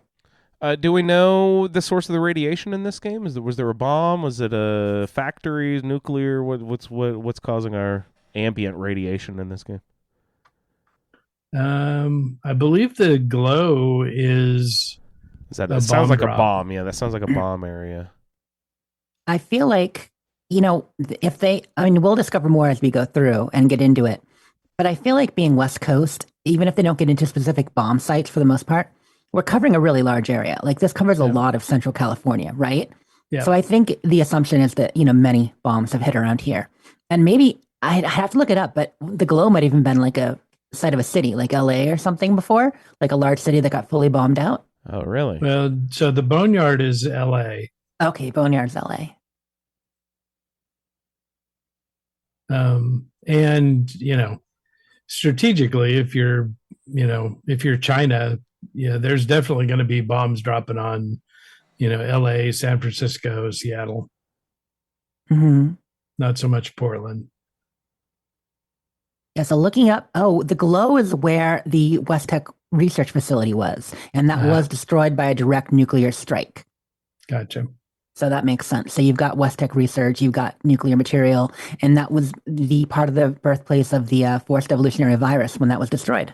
So they were already making super mutants there before bombs. They were already experimenting. Yeah. Yep. Okay. Yep. And that's probably what caused the formation of Brotherhood and Steel, and that'll all be part of the story. Yeah. and we meet. Oh crap! I just forgot his name. There's some big super mutant guy at the end. Never mind. All right, we'll get to it. All right, it's exciting roundtable stuff, you guys.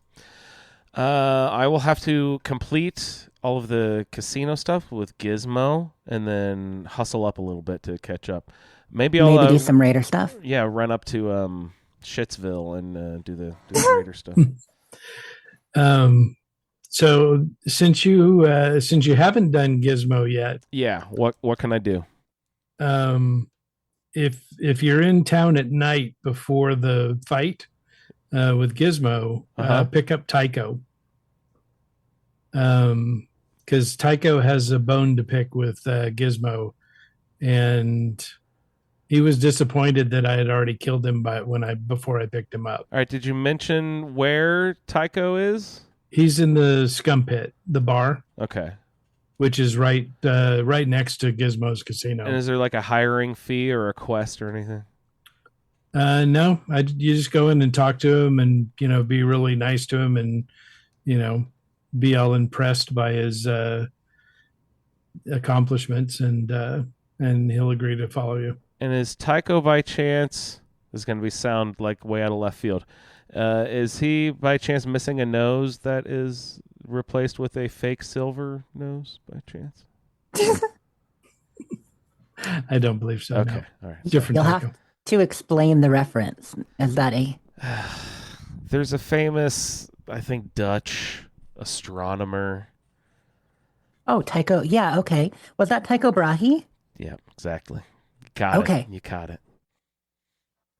He was missing a nose, had a silver nose for anyone out there. So just random Dutch astronomer, silver nose, Tycho. I think it might have been pronounced Tico even, so I might be making a total connection that was stupid. I know the name Tycho because of Penny Arcade, the webcomic. Oh, right. That's where I first heard it. And when I looked up the name before, that's how I learned about the Dutch guy. I wouldn't actually know otherwise, I don't think. Yeah, I took an astronomy class in college once, so I learned about it. And is it spelled Tycho? Tycho, right, yeah. Okay. And I think it's pronounced Tika, but who knows, whatever. Okay. No, but that's a sweet name. So I'll go to the snake pit, sludge pit, shit pit, scum pit. There you go. I would get there eventually. Just let scum pit with a K. Just let me go. In the evening. Oh, you have to. Okay. God damn. Find that bell between the time of the day. Well, maybe you can explore the town, talk to people. You can get there naturally. Is there going to be some danger of waiting in the wrong spot and being like, you're not allowed to be here at the, how, and you get caught and trying to wait. And well, if you wait inside of buildings, you better be careful. No lollygagging. They will. Oh, God damn it. I hate that. It's like, shit, I got to reload because I waited in the wrong spot and they pissed someone off. And now they're telling me to get out of their house and I forgot to leave. And now they're all angry. What, you don't like trespassers in your house at 2 a.m.? What, dude? Relax. Yeah, get a bigger clock if you really care. How am I supposed to know what time it is? Exactly. Okay, where are we on the show notes? I think we need to... We're hitting some iguana bits. Yeah, dig into our own iguana bits. Oh, Ray, what did you find in the way of iguana? Speaking of iguana bits and Junktown, just before we move on to iguana bits, real quick, do we have a story connection here? Did you find any information about yet what's going on there? Did it push us or in the story in a direction? Like, is this where we go to Hub all Town we know now is we know who Dr. Morbid is, and we know that he has really gross stuff in his basement. Okay. Sounds good. A rotund little dude. I was thinking more about the off-all, but... Yeah. Yeah, but, that information may come in handy later. I think we're going to learn more as you go on, Andrew. Mysterious biomass. Right. Okay. Sounds good. Let's get into some of our own iguana bits then. Let's open a can and dig in deep. So we already touched on it a little bit, but I do want to mention the Lex Fridman-Todd Howard interview. Lex Fridman is a PhD teacher at MIT who also has a podcast. So he's a specialist in robotics and AI intelligence and stuff, I believe. Yeah, he was a Google engineer for a while. Oh, really, fun. really neat. And but he does this podcast where he interviews people, and Todd Howard was on, and he doesn't normally get into games, but apparently he is a big fan and considers Skyrim, in his opinion, the greatest game ever made. And who am I to argue? Anyway, it was a fantastic, fantastic interview. Yeah, he plays Cyberpunk too. Is Yeah, Lex a nickname for Alexander? What? most likely. He's a Russian American, Lex. born in Russia and immigrated. Well, I'd never actually seen that besides the bad guy from Superman. So I was just like, oh, I wonder what that's for. Probably Alexander. I don't know. Sorry to interrupt. No, I'm sure. Yeah, normally Alexander, but there might be people actually named Lex or Alexis who go by Lex, stuff like that. Alexi. Alexi, right? Yeah, something like that. Okay, good Mhm. call. But the interview tackles Todd's career coming into Bethesda, kind of a nice career overview, but really delves into, design philosophy and thought behind things. There's a good 15, 20 minutes of Starfield talk in the middle. Just some really great stuff. So, yeah, I know it's 3 hours. And, there are probably going to be people boiling down and digesting it, and you can get it like a little 15-minute synopsis on YouTube or something. But Good if you got the time, Lord. it's worth it. How? Yeah, it's an interesting interview. He, the thing that I just absolutely loved was, he knew he couldn't just straight up ask him, so when is Starfield coming out? Right. Did he address that somehow? Like, so something about, I've got to be able to sleep well. In order to sleep, there are things I need to know about, might keep me up at night thinking about, and lay my head down on my pillow. Like, it was a really sideways way of getting there, but it was great. And, so the one for Starfield was pretty mundane. It was, blink once if Yes, the date. The release it's date. coming out, but can't tell me. Yeah, that was wonderful. I love that Todd said, his answer to that was, I have a general idea. Yeah. Okay, this is exciting, but we didn't get more than that. Yeah. And then he's also a big Elder Scrolls fan. And so he was trying to find out when Skyrim Elder 2. Scrolls 6 was going to come out. Yeah. And so Todd was talking about playing Skyrim with his son, for the first time and everything. And Lex says, "Oh, that would be so nice." He goes, so I'd really like to be able to play Elder Scrolls 6 with my son. Mhm. Can you tell me when I should have kids? Yes, that was it.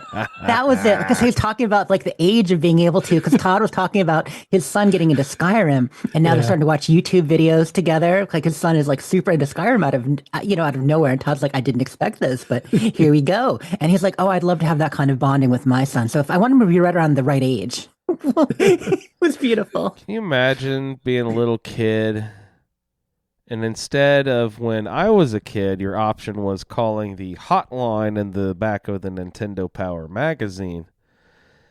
This fucking little kid gets to turn to his fucking father who invented the goddamn game and be like, Dad, explain to me how the magic loop works with alchemy, and he can just like turn to Dad and be like, Dad. He doesn't have to Google, but he's probably also how old, if he's old at all, he's gonna start resenting Dad anyway. Yeah, so Todd Howard it'll be is actually hilarious. his dad. Dad, when fighting the Ebony Warrior, and Todd's like wearing the Ebony Warrior costume beside him, he's like, yes, I'm ready to battle. Dad. No, that'll only happen when his son reaches 80. Age 81. Hilarious. Right. So I should listen to it. Sounds good. Yeah, it was a really good podcast. He's an interesting guy. He's not super dynamic. He's got a very slow, deliberate, delivery. I don't know. Yeah, anyone, talking about Lex. I don't know anyone like Lex that. Friedman. Ray. I like the way he had a nice self-effacing manner. Definitely a bit nerdy and thoughtful. Some good questions. And I loved sometimes he'd ask a question and you get that classic moment when, the guest actually has to think about it for a bit. And he's like, that's a great question. Buy themselves some time, acknowledge it's a good question and gives themselves a chance to think before they answer. And once Lex said, he's like, no, the questions are stupid. The answers are brilliant. That's how the show works. I like that. He has good style. Yeah. And, he also interviews, some pretty, interesting, people, in his other interviews. Lots of AI, lots of, space stuff, a lot of physicists and engineers. And so this is a show you're familiar with. You've listened to this before. Yeah, he's come up in my feed a few times. Nice. For different stuff. I'll be UFOs and I'd seen the name, but I'd never listened to anything or even watched anything. I'd never seen the name even. Cool. All right, check it out. The Lex Fridman. Is it what is the actual show called? Just like the Lex Fridman podcast. Lex Fridman podcast. All right. Yep, it's on YouTube and such too. I don't know if it's actually in a podcatcher. It probably is, but I watched on YouTube. I'm pretty sure it is. All right, cool. I just watch them on YouTube. Quick reminder for everybody. Do not forget to claim your scoreboard overage. Yes. The new season, Nuka World on Tour, comes out on the 6th. That's Tuesday the 6th. The servers will come down at 10 a.m. Eastern like they always do. So don't think, I can wait till 11. I can sleep in, get up at noon, claim my stuff. No. They'll be down at 10 a.m. Make sure you log in. Even if you're on Scorecation, you've been playing, maybe you got a couple extra levels of stuff. Maybe you got maybe some trail fireworks, in which case, whatever, screw it. Yay, repair kits and trail fireworks. Thanks, but Jess. Lunch boxes, caps, atoms, these things are more exciting. So get in there and claim your stack of stuff that might have built up since you finished the scoreboard. Absolutely. Good tip.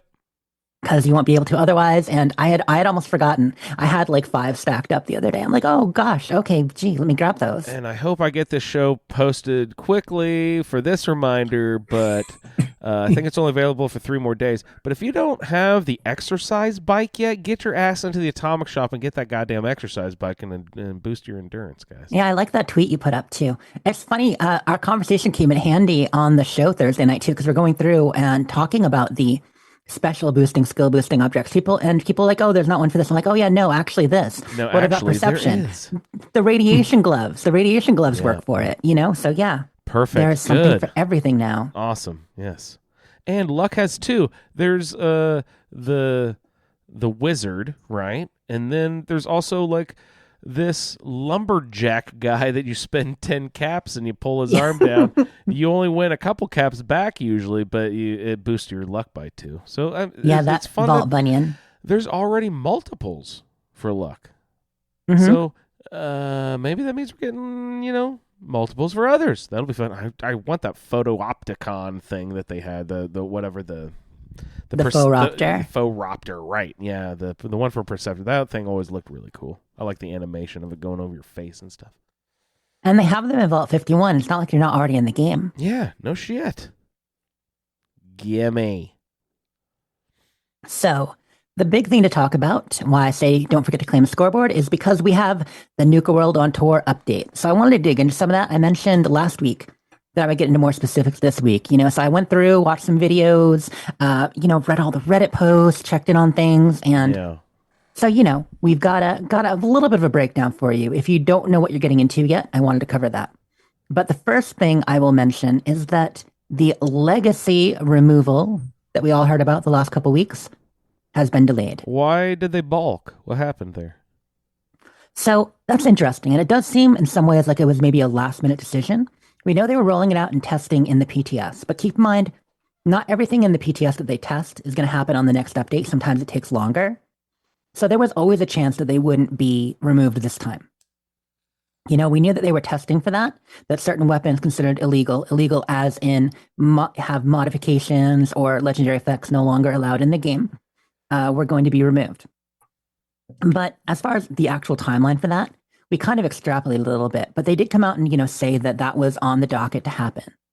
So why is it delayed? Well, like I said, it seems a little last minute. I know there's been all kinds of rabble rousing and opinions, and we know of, people protesting the anti-legacy crew, and there are even people claiming, responsibility for it. Like, yeah, Team Fat Man won. We got them to, leave us our legacies.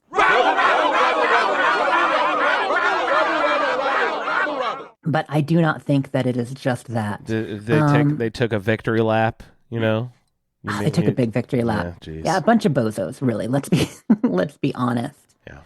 But I was going to try to pull up a Facebook post about it, like just some people claiming credit. Reddit's going wild. Marigold's talked about Reddit. Like, if you go to the main 76 subreddit, whatever, it's relatively reasonable. But like in the trading subreddits, oh my goodness, because there are people who were trading away their legacies, divesting themselves on them to like maximize their profits, get themselves a decent god roll, but get rid of their legacy, stuff like that. And well, now they didn't have to. Of course, in my opinion, it's on them. They jumped the gun. They knew this was going to happen. Like, they're going to be gone at some point, and they decided not to wait and find out. Maximize them all they can. So, what do you mean they knew they were going to be gone at some point? Like, do you mean just in recent history, or yeah, like just in the last 3 weeks? Okay, just in the last 3 weeks. I thought you meant like always. I was like, okay. No. In fact, people have gotten very comfortable with the fact that they wouldn't ever go away. Between things like for instance, in the IGN video that came out last month in October, from an interview like the month before that was included in that, they mentioned that the legacy items are in things, and these are stuff, that people had got, so they're leaving them for now. That obviously changed over time due to public response. And we already talked about how, there are different groups of players. There are people who want to keep the legacies and those who don't. I do feel like the majority of people want them removed. But, if you go on Facebook, Reddit is very anti-legacy. A lot of the Facebook groups I'm in are more pro-legacy. Like, it really does vary. So here's what I think happened. I think when they tested this, because how they were doing the on and off again with the PTS, they had it up for a week, pulled it down for a week. Yeah. Well, this got rolled out during 2 separate PTS incidents. The first time it was, and then again 2 weeks ago. And the first time it had a number of errors. People lost effects that they expected to keep. It affected more than just the legacy weapons or bad mods. It hit explosive effects on other items. A lot of named fixers lost their names, lost some of their effects. The second time they rolled it out, it did seem to be fixed with the fixers, as far as like fixers keeping their attributes and such. Yeah, who That's fixes hilarious. the fixers, right, Andrew? Quit fixing the fixers, you fuckson. But I do think that it still wasn't 100%.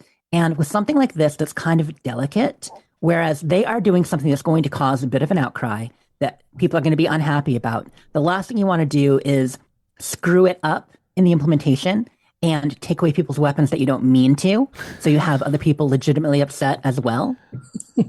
Turns everything into pipe pistols. Yeah. Lord. Because the PTS is a controlled instance. Sure, a lot of people loading in there, but it's only PC. It's only people who volunteer to load up and join and go in there.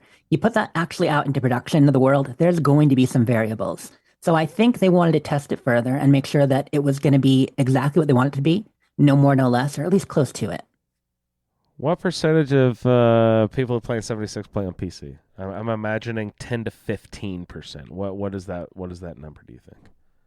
I would guess it's higher. Higher than that, really? Okay. Yeah, I don't know. I mean, I do feel Xbox is more populous than PC, but people. I hear a lot about PC too. So yeah, I really don't know. I'm just assuming it's like 80% console for some reason. Probably because we're couchers. Couchers for life, for show. Yeah. In the streaming community, there's more on PC than, Xbox and PlayStation. Right. You see all sides. I do feel there's a lot of PC players, but who knows how many exactly. I know we've got the Steam numbers, but Steam numbers still aren't the whole picture because there's plenty through the Microsoft Store and Game Pass and stuff still. Yep. Other ways to get in there. So here's my second thought. Okay, that's the first one. They delayed it because they want it to be 100%. They want it to be rolled out appropriately, that would be responsible. You know what I mean? Better way to do it. But my second thought is last minute, they kind of said, wait, we're getting these posts, we're getting this outcry, we're getting YouTube videos about it. We have some prominent YouTubers like Tier talking about how they don't think this is a good idea. Just like removing nuclear winter, this is going to take people away from the game. Team Fat Man maybe having a little bit of an effect. Team Fat Man maybe the people, with the glitch double shots who've, MIRVs, who've been kind of exploding a lot of events and causing a ruckus. And so I think maybe they said, we don't want the people who are all my legacies to jump in and ruin the launch of Nuka World on Tour, which is going to be some really excellent content. So I'm feeling like I can see that, right? They so want to keep. They'd be vengeful, right? Don't take. But if you took away their weapons, how are they going to fuck it up? Well, see, how are they going to mess it up? Well, they can mess it up with, Fat Man spam or other stuff, but also just on social media. You know what I mean? If you want the rollout of something to be positive and you know that there's a lot of good stuff people are going to like with this, instead of having the opposite outcry at the same time of people upset about the legacies, let this happen. Keep the status quo for now. Let people enjoy the Nuka World on Tour content. Admittedly, some people still complaining about legacies during the event, with the new creatures and bosses and such like that. But better to keep the status quo and the complaints you already have than create a whole bunch of new complaints. And people who are like after Nuclear Winter, where every single tweet, post, article was nothing but, bring back Nuclear Winter. Where'd it go? Are we getting any new fun weapons and legendary facts, armor pieces, that sort of shit from the new thing, I can imagine, right? I hope. We are getting so much, Andrew. There's over 100 new items coming with Nuka World on Tour. Man, yes, give it. I hate that a new season is starting, but I'm glad a new update is happening. You know what I mean? Yeah, like there's stuff with the season, but there's a whole lot more with the update to keep you coming back. So let me kind of go down. I'm not going to get on the list of all the items, although I can share a list with you. Oh, on the scoreboard, or no, not the scoreboard. The the list of prizes and stuff like that. The Nuka stuff. Yeah, but let's do a breakdown of stuff coming with the update. So first thing, before we get to the items, we talked about the free cam, but the free cam is usable in build mode. The way that it works is when you're in build mode, there'll be a toggle just like free place where you hit the X button or different buttons on different systems to be able to free place items. Yeah. And it's the same thing. You just click the toggle. Now your camera is free. And it actually goes further, I think, than photo mode. From what I can tell, you can roam the entire breadth of your camp. And it's only in your camp, I imagine, right? You can't only in build mode. Mm-hmm. Okay. But still cool. Yeah, I guess also, that'd be if you're a Fallout First player, we talked about the ammo box. That will be available as soon as it launches. So Tuesday, you will get the new unlimited ammo box. Make sure to claim it in the store. Right. I don't know this for sure, but I believe it's going to be another claim item. You go into the Atomic Shop, you go to your Fallout First section, you claim it in order to actually be able to build it. And I doubt this is going to be an issue, but go ahead and log into a server first, just in case, because people had some weird shit with the Atomic Shop and trying to claim stuff in the main menu before logging into server. Just go ahead and log in and then claim your stuff in the Atomic Not a bad Shop. idea. That's as far as counting for challenges, doing it once you're logged in or in-game. But you're not wrong. That's probably a smart thing to do. Yeah. I've been doing that more often recently. I wanted to hit a little bit of the lore of Nuka World on Tour. People who are kind of wondering, okay, wait, what is this? So when it was first announced, I honestly thought it was a big world event, like Mothman Equinox, like that sort of thing. So when we talked about it last summer or last spring and summer, that's what I thought it was. It was only like a couple months ago that I found out, when they talk about the PTS, that no, this is definitely a permanent addition to the game. So here's the lore of it. Basically, the gameplay is permanent. Okay, this will be permanent location. The actual lore, though, they are supposedly on tour. So all these NPCs, they're showing up. They arrived 2104 because, Wastelanders brought us to 2103. Brotherhood stuff, by the end of the Brotherhood events, we were in 2104. So the idea is that they're now there after 2104. The tour arrived. They have actually met and been vaccinated from the Scorch Plagues. If you talk to them, they've actually talked with the Overseer. She's visited. They are all vaccinated. They're not going to become scorched. If you take the path on the main quest, where when you get the Nuka-Cola, you do the Nuka-Cola My Blood's in It option. Oh, yeah? Yeah, one of the characters you're talking to about getting vaccinated will actually call you a weirdo. Thought that was great. He's like, yeah, I had that Nuka-Cola My Blood's in It What what the hell was that all about, you weirdo? I Tasty. thought that was great. Tasty was what it is. So why are they still there if they're on tour, and why are they permanent? Well, the idea is that they are on tour, but they've decided to stick around for the foreseeable future because they actually had a run-in with some death claws just outside of the area where they located, and some of the troops scattered. So they're waiting for the people to recover and all meet back up, and they were going to meet in this area of Appalachia. So they're essentially setting up the tour that was going to stay, and they're going to be there semi-permanent while they wait for everybody to regroup. Okay. So that is the idea there, lore-wise. There are a number of terminals and a whole lot of NPCs you can talk to. So I'll let you find out the rest for yourself, but I just wanted to explain the basics. So the map that's going to come with this is pretty darn awesome. Let me pull that up again. So the basic layout of the place, it's kind of like a large compound. I don't know if people have seen it yet. Oh, did I save that? I'm so sorry. So this Okay, is this a location on the map, or we're traveling to a separate sort of area? No, it is integrated on the map. It's actually in the ash heap. It's just to the west of Lake Reynolds and like the Clarksville station, you know. Good fucking Lord. There's the carnival right south of the Lewisburg station. There's Camden. That's the one. There's Yep. Camden right over there. There's too much amusement park competition for one little small section of the state, you guys. You can't Well, luckily, the flood Mirelurks- environment with amusement. The Mirelurks at Lake Reynolds make very bad carnies, so I don't think there's going to be much competition. Oh, they're great.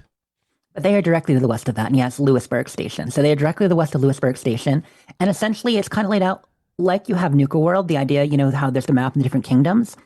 So they are much smaller, but it's laid out in such a way that you've got the area for the 4 different events, and then kind of like the main drag in there. So let's go over what these events are. So there are 4 events technically, 3 that you can play regularly, and 1 that is the New World boss.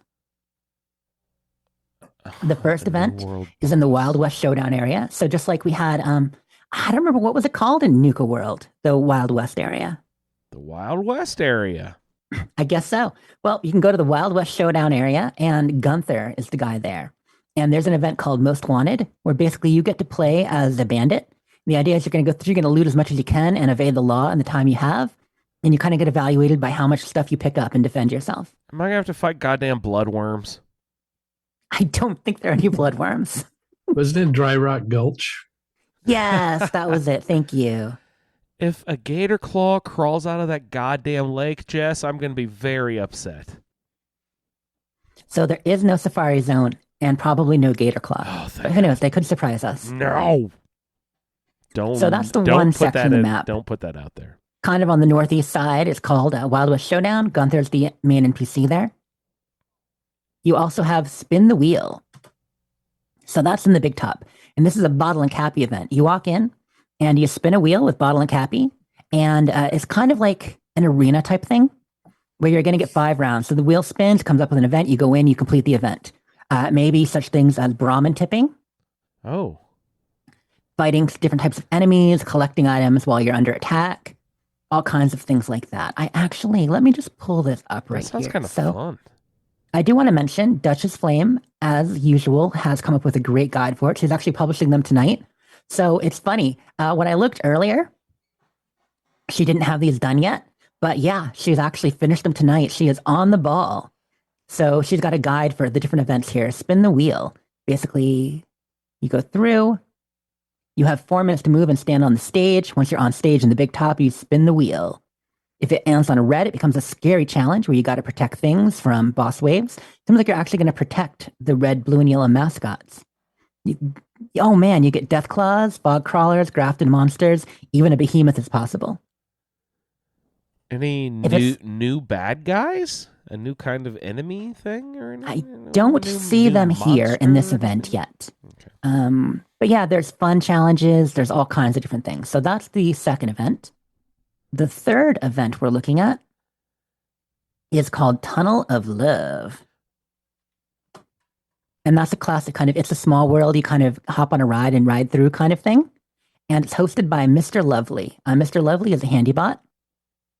And essentially you're going through the Tunnel of Love on this adventure and you're helping him assemble a partner. So you're going to help create Mrs. Lovely. And at the end of the Tunnel of Love, they get married. Oh. I don't know much more about it. I didn't get to see actual footage of that very much, but it sounds ridiculous and I love it.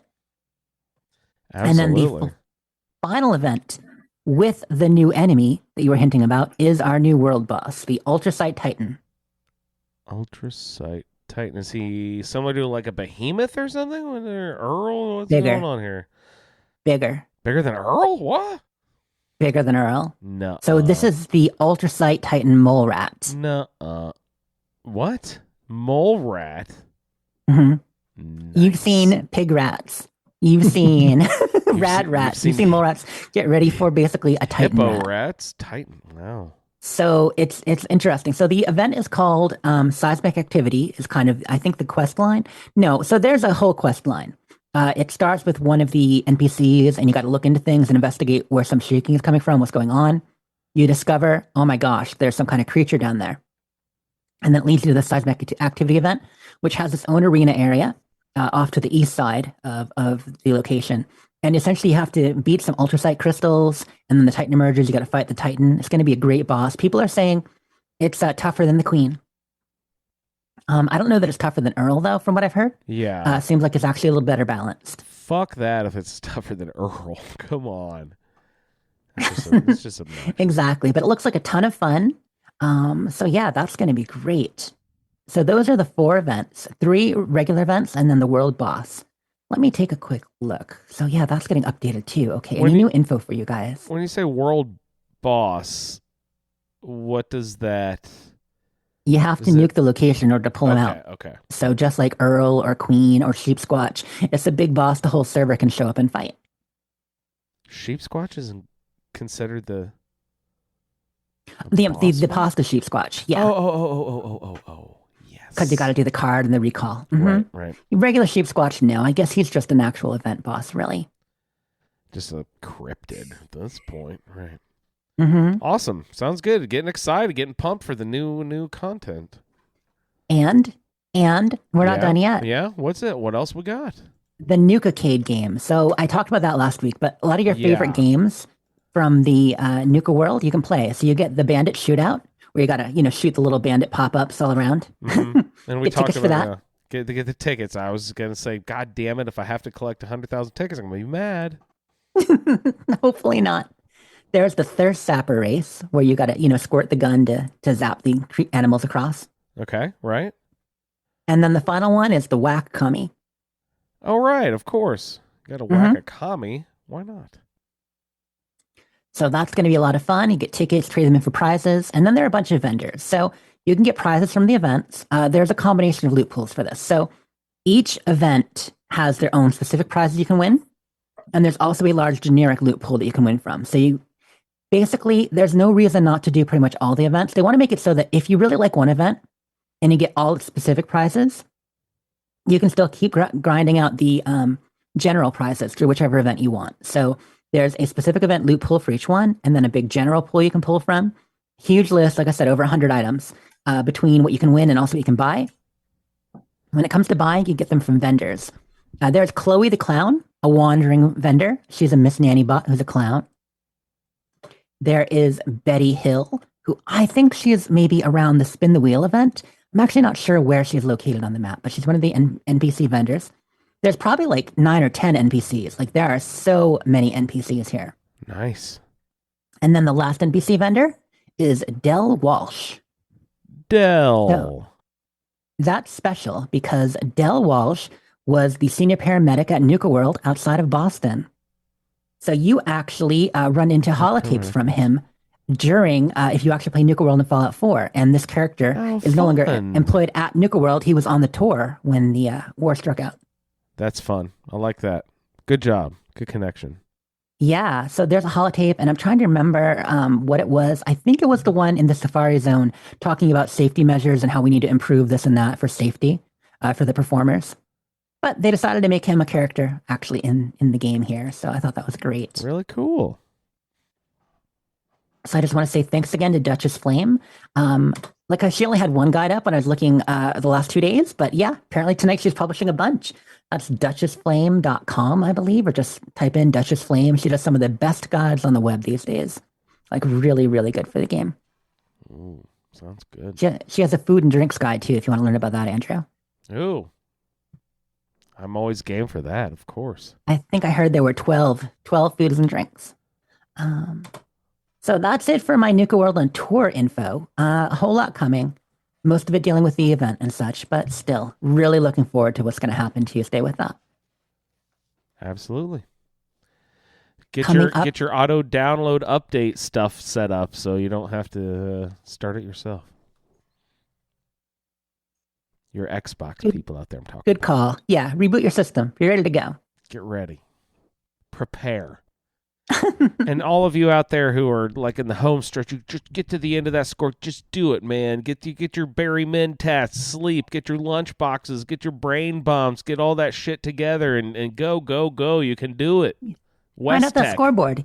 You can do it. Yeah, I know we're going to do the Scorecation shout-outs at the end of the show, but we got a couple people who are close. Like Lou said they were close. Catherine said they were close. Yeah. Absolutely. Get that done. I see what you're doing there, trying to sneak them in with her shout-out if they haven't even made it yet. I see what you're doing. I like to acknowledge those who try as well as those who have succeeded, because maybe they will. Sneaking in under the radar, Lou. The last thing on Iguana Bits I wanted to mention were the Game Awards. So if you guys don't pay attention to the larger gaming, shows and awards and convention stuff, Game Awards are the Jeff Keighley Awards that happen every December. They're going to be airing all over the place, streamed and maybe on TV, but I think mostly just streamed, but they'll be on various channels on Thursday night or maybe even Thursday late afternoon. So check that out. A lot of games are often announced there besides just winners and awards, and we're hoping that that's where you get more info on Starfield, whether a trailer or release date or something. All right, cool. People are pumped for that Starfield date, aren't we? Oh my gosh, yeah. Yeah, you don't even know. Jerry and I talk on the side about it all the time. He said, I couldn't tell if this was a facetious comment or not. He said Fallout 76 lost him when they need to bring back PvP or something. I was like, Jerry, I can't tell. Is he so dry that I just don't? Or does he actually miss PvP? Does he miss PvP? Is he serious? He missed Nuclear Winter for sure. Yeah. I mean, he's one of them who really loved it. Okay, if that's what he meant by PvP, I agree with that. Nuclear Winter was fun. Yeah, I think that's the biggest part of it. Yeah. Because the other PvP is still there. You know what I mean? Yeah. Maybe not survival mode style, but it's there. Sweet. It looks like I may have accidentally manifested lasagna somehow, because the last couple of days I've just been really I was thinking, we got some people coming, maybe I'll toss a little lasagna together or something, and then all of a sudden, looking at the show notes, and Jess is like, "Hey Andrew, I put a food topic on the show notes tonight." I'm like, "Oh, awesome! We haven't done a Fallout food in a long time." And I look down and it's lasagna, and I'm like, it's like, Jess, it's like when you're thinking about something, and all of a sudden you start seeing all the ads on your phone. All of a sudden, it's like Jess somehow turned into, she's reading my mind. What's with lasagna? What you got? We've been doing this for a long time. I have no idea how I manifested your lasagna. You manifested my lasagna somehow. I don't know how it happened. I made a pretty great lasagna this week, and I just wanted to ask you guys, what do you put in your lasagna? What's your favorite kind of lasagna? I like turkey lasagna made out of turkey burritos from leftover Thanksgiving. I take those turkey burritos and make a lasagna out of those. No. Awesome. No, it's very I wouldn't say mine's exciting at all. Just, the noodles, of course. Do a little bit of ground beef and sausage combined. I like that combination more than just beef. I always like a little sausage mixed in. I think that's always better especially with Italian dishes. You get a little bit of that sage sausage or Italian sausage or something. It's always better ground up in there. Little ricotta, right? Can I say it like that? If I'm not Italian, Yeah. is that offensive? Can I Ricotta. pronounce it like that? Ricotta. Ricotta. Little menagot, little ricotta. Still better than Chris Pratt as Mario. That's all I'm gonna say. Yeah. Oh, that's so. Yeah, it's gonna be great. No, very simple little. You know what? My mom was on like Weight Watchers when I was young. I've mentioned that over and over. But it really, she used to put cottage cheese instead of ricotta, and I actually kind of like cottage cheese in lasagna. I think it's pretty good, and a little bit of spinach maybe. I like a little bit of green just for color, and I actually like spinach a lot. I hated it as a kid, but I love spinach now. Do you do all of that at once? Like, will you do a lasagna that has spinach and cottage instead of ricotta? You cannot. I learned along the line that you cannot put the raw spinach in with lasagna and then bake that and then expect, because the moisture like leaks out of the spinach reduces. Yeah, there's way too much liquid in it. Spinach reduces by like 90% when you cook it. You know what I mean? Like it gets tiny compared to what you put in. You put in a huge fucking pot of spinach and you get like barely a handful clump out at the end. You know what I mean? So yeah, Ray's right. There's just way too much moisture in the spinach. So you got to cook that down beforehand. But it took me a few tries before I actually learned that. That was a trial and error thing. Yeah, don't put fresh spinach in your lasagna. Don't just lay fresh spinach leaves on top of those noodles, because yeah, it just gets like a soggy, soppy mess. People are amused by your significant shrinkage. Indeed. Significant shrinkage, 90% or more, guys. It's like getting a Costanza pool over here. I can see Ray chomping at the bit. Ray, yeah. Do you like lasagna, and do you like have a special favorite lasagna recipe? I did like lasagna. Oh, cheese. You don't do can't dairy. Eat it. You don't do dairy at all. Can you do fake cheese at all? Do you have a cheese alternative that you like? No. Because I've had real cheese before. Oh no. Oh, right. So, fake cheese might work for somebody who's never eaten cheese before. Mm-hmm. Yeah, it's like, like veggie bacon is okay. Like vegetarian, like veggie bacon, I can deal with never bacon, had bacon before. But having had the real thing, it will never quite live up. Yeah. But for me, lasagna was always about making it deep. Yes. Okay. I never liked wide flat lasagna. Yeah, I always needed 8x12 3 or 4 layers, nice and deep. Yeah, that's smart. Use like a bread loaf pan instead of a that shallow 8x18 or whatever, those long glass, those like casserole dishes or whatever. Yeah, don't use that. Good. That's a very good tip. Make it deep. I like that. Yeah, definitely. Now, do you like it deep and sloppy? Or, oh God, I'm sorry. I didn't say, anyway. Good Lord, Jess. Do you like it? Silver platter here. I know. That's why I caught you pulling that quote the second I said it. I'm like, anyway. But do you like it extra wet? Like when you do the sauce, like do you do it thick or do you? No, I like it. I want it to stand up all by itself on the plate. Yeah, I don't want it slipping and sliding and falling all over the place. See, I'm the same. I like thin layers. So I've actually gotten into using the no-cook noodles. So I actually use the dry noodles, which I know they're not as good. But the good thing about them is even if you make it a little bit extra moist, it will absorb a lot of that moisture and so stay really thick. Mm-hmm. So that's what I use. The only thing that I do, I'll brown the beef. I usually use ricotta, nothing too weird like that. A lot of cheese. I tend to put extra eggs in my ricotta just to also help keep it stiff.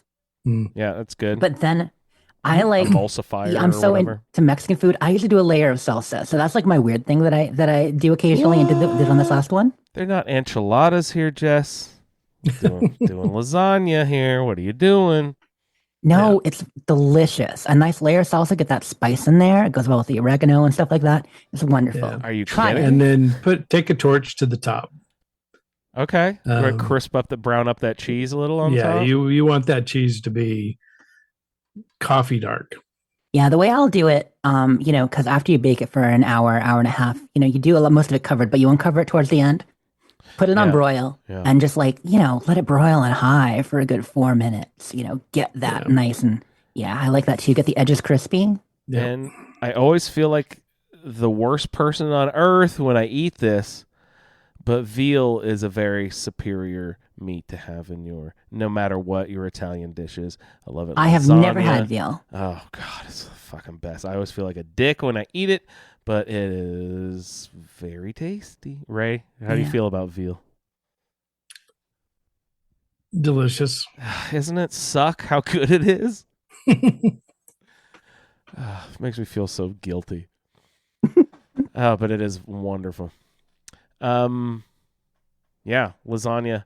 Ray, tell me about your sauce. There's no cheese and sauce. Can you still do like tomato sauce? Are you the guy who will start a pot early in the day, boil it down all day long, make the homemade meatballs on the side and throw those? Are you making your sauce by yourself, or are you buying sauce? It depends on whether or not I'm planning on doing some cooking, or if I'm just trying to throw something together. If you just buy a sauce, what are you getting? What's the name of it? Caramia or something like that. It's He knows the jar. Yeah, it's an organic tomato basil. I saw our buddy Alex post just a pot of like boiling tomato sauce the other day. He was like, getting the sauce, getting the gravy ready. I'm like, oh my God, that looks amazing. And I kind of jokingly wrote a comment, ha ha ha, why don't you bring me up a jar of that sauce when you come up to hang out? And I may not have been as joking as I thought. I would fucking love that sauce. Well, Alex, if you're listening, you know how to bribe him. Is it cheating to use a can of tomato paste when making your sauce from AKA scratch, quote unquote scratch? Is tomato Not paste, in my world. does that make it not homemade if you have to use a base starter like that? Nah. How do you make tomato paste if I just have a few tomatoes? You spread it on a screen and let it dry in the sun. Oh, good Lord. I ain't doing all that shit. Give me a can. Sounds like a pain in the ass. And I use a tube. You make tomato paste? Attaboy, No, right? I use the tomato paste in a like tube. a tube of, okay. I like get what you mean. toothpaste. I thought you meant like you have an apparatus that is a tube that I feed tomatoes through to somehow turn them into paste. No. The amazing tomato paste tube. All right.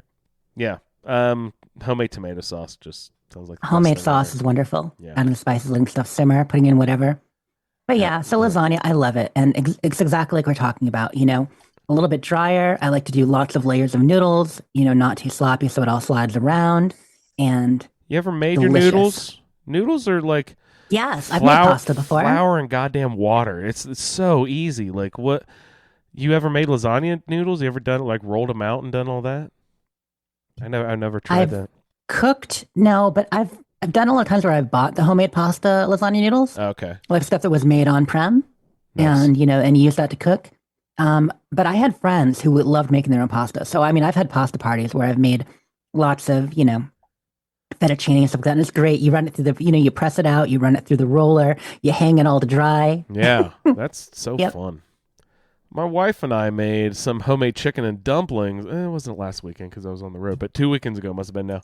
And just like some really just sort of fat, thick noodles. We rolled them out on the counter, and so good. Love chicken and dumplings. Real big, thick noodles, doughy, yum. Yeah, why don't we make our own pasta more? Gotta do that more. Yeah, it is a bit of work. I'm using the press and all that. Yeah, but And you got to prep, you got to premeditate. But so, if you have a pasta party, there's make a little bunch. bit of effort, but it is Mhm. incredibly easy. And I think the taste benefit of how much better it is than store-bought is significant. And it's a fun evening if you and your significant other are just like, you want to, do the toss the flower in the face and roll, oh, hee hee hee, have your little play date in the kitchen or whatever. And it's a fun evening, and it really is so simple and way fucking better than reconstituting, reboiling someone else's other dried pasta. It's just really simple and good. I need to do it more often. But Agreed. Who has the time? So easy to just boil water and throw in someone else's dried pasta. Well, thank you for talking lasagna. I've been eating it for 2 days now, and I still have more. So yeah, I would eat it a week straight. Love that shit. Yum. Mm-hmm. All right, what are we getting into here? How about a couple little shout outs on our way out the door tonight? What you got, Andrew? Well, I'm of course a big fan of Scorecation. So a few more people have earned the right to get their shout out on the show. So Mr. Sullivan, first and foremost, congratulations, sir. Scorecation. And we got Josh, Scorecation. Dawn from the Roundtable, Scorecation.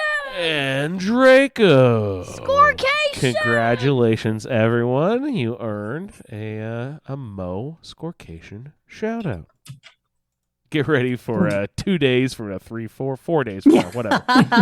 They finished some time this week. We got a few more. Yeah, I mentioned Scorecation in chat on Thursday night's show, and there were a couple of people in chat who had just finished up as well. So I didn't write down everybody's names, but congrats to all of them as well. Absolutely. Well, here for the group. Scorecation. Congratulations. I want to give a hearty shout out to Woola. Andrew, have you seen Woola yet? Does it get one of these? Scorecation. I mean, it could, but No, Ray, you've seen Woola, right? Sorry, what is Woola? Inform me, please. So Baker got a new family member, Woola, a new buddy, adorable puppy. A little pup? No way. Yeah. He's an American bully breed dog, going to be short and wrinkly and just all snuggled in the pictures. He's in the Discord and the pet channel in the Discord right now. American bully breed. What does that actually mean? What's a bull like a bulldog? Like the American bulldog. American bulldog, nice. We I grew up kind of working on a dairy farm a little bit, and lots of people use the herding dogs and stuff, but we had on the dairy farm we used American bulldogs because they're so large and their heads are really big, so that they can push the cows a little bit with their necks, because their necks are so fucking big and strong. They're just really awesome dogs, and they were so super duper uber friendly and just would like flop over in your lap and be big cuddle buddies and get their fucking slobbery faces all over you and everything. But I just thought I have a special affinity for the American bulldog. Everyone thinks of the bulldogs like the British bulldog, the little short one, but no, the American bulldogs have nice tall, sort of similar face style, but a lot bigger. They're not. Yeah, when we talk about bully breeds, because you include bull mastiffs and pit bulls and others in kind of like the bully breed category of dogs. Okay, and that includes the American bulldog. Yeah, I like the bullies. They are fantastic dogs. Fantastic. I've known some great ones. I want to mention. Oh gosh, okay. Here's one. Shalene and I, we're doing a video game trivia cast this weekend. What? Tell me about that. So it's there's a podcast called The Leadist, which I will mention when it actually releases, but it should release between the show this week and next week. So yeah, it's The Leadist podcast. It's actually a trivia podcast that they say games about games. It's kind of what we do with a lot of our games, but that's the entire podcast. So they tend to do like 2 or 3 games based on video game trivia, different interactive things. Could be like video game music. Can you guess it? Could be a trivia quiz, finish the line, famous lines, that sort of thing. I hope they're not trying to play music cues over goddamn Zoom. Good luck with that. I mean, hey, it works. We get through it usually. But yeah, so Shalene and I are doing that. It's going to be The Leadist, and we should be out on that sometime next week. Wow, awesome. Look for that. Sounds good. Fingers crossed for us. I told Shalene she is like, she's my trump card. She'll get in there, and because when it comes to general video game stuff, I'm pretty good. But Shalene, like, she's played so many games.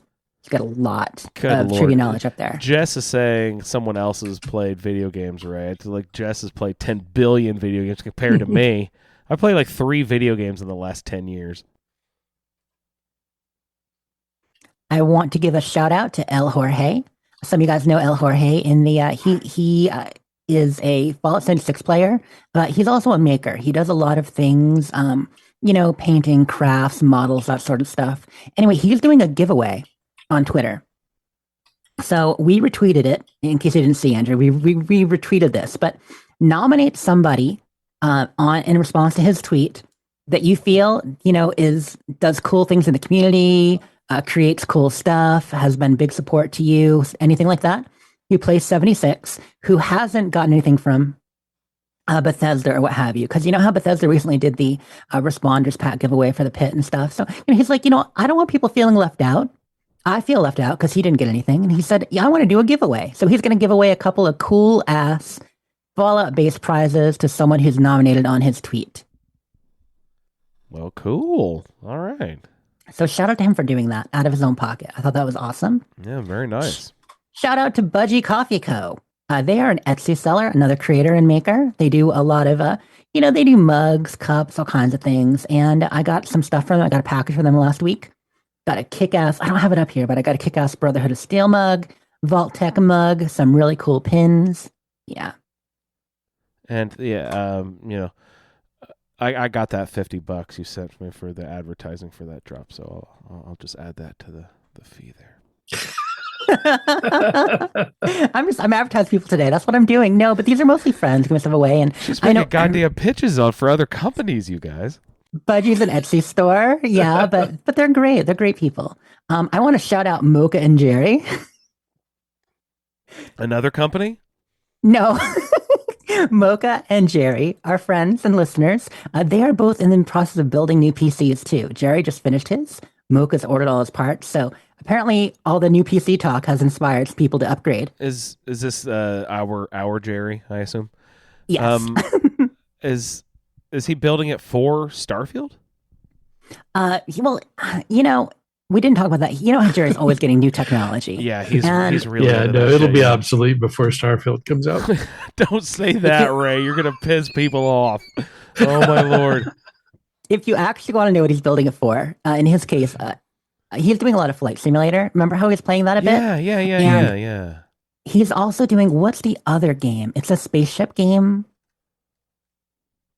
I'm forgetting what it's called. Is it Elite Dangerous? Yes, Elite Dangerous. He's actually got the whole HOTAS set up with the flight stick and stuff now, and he's gone all in. He actually even upgraded that the other day. So yeah, he's really getting into that. So he wanted to upgrade his system.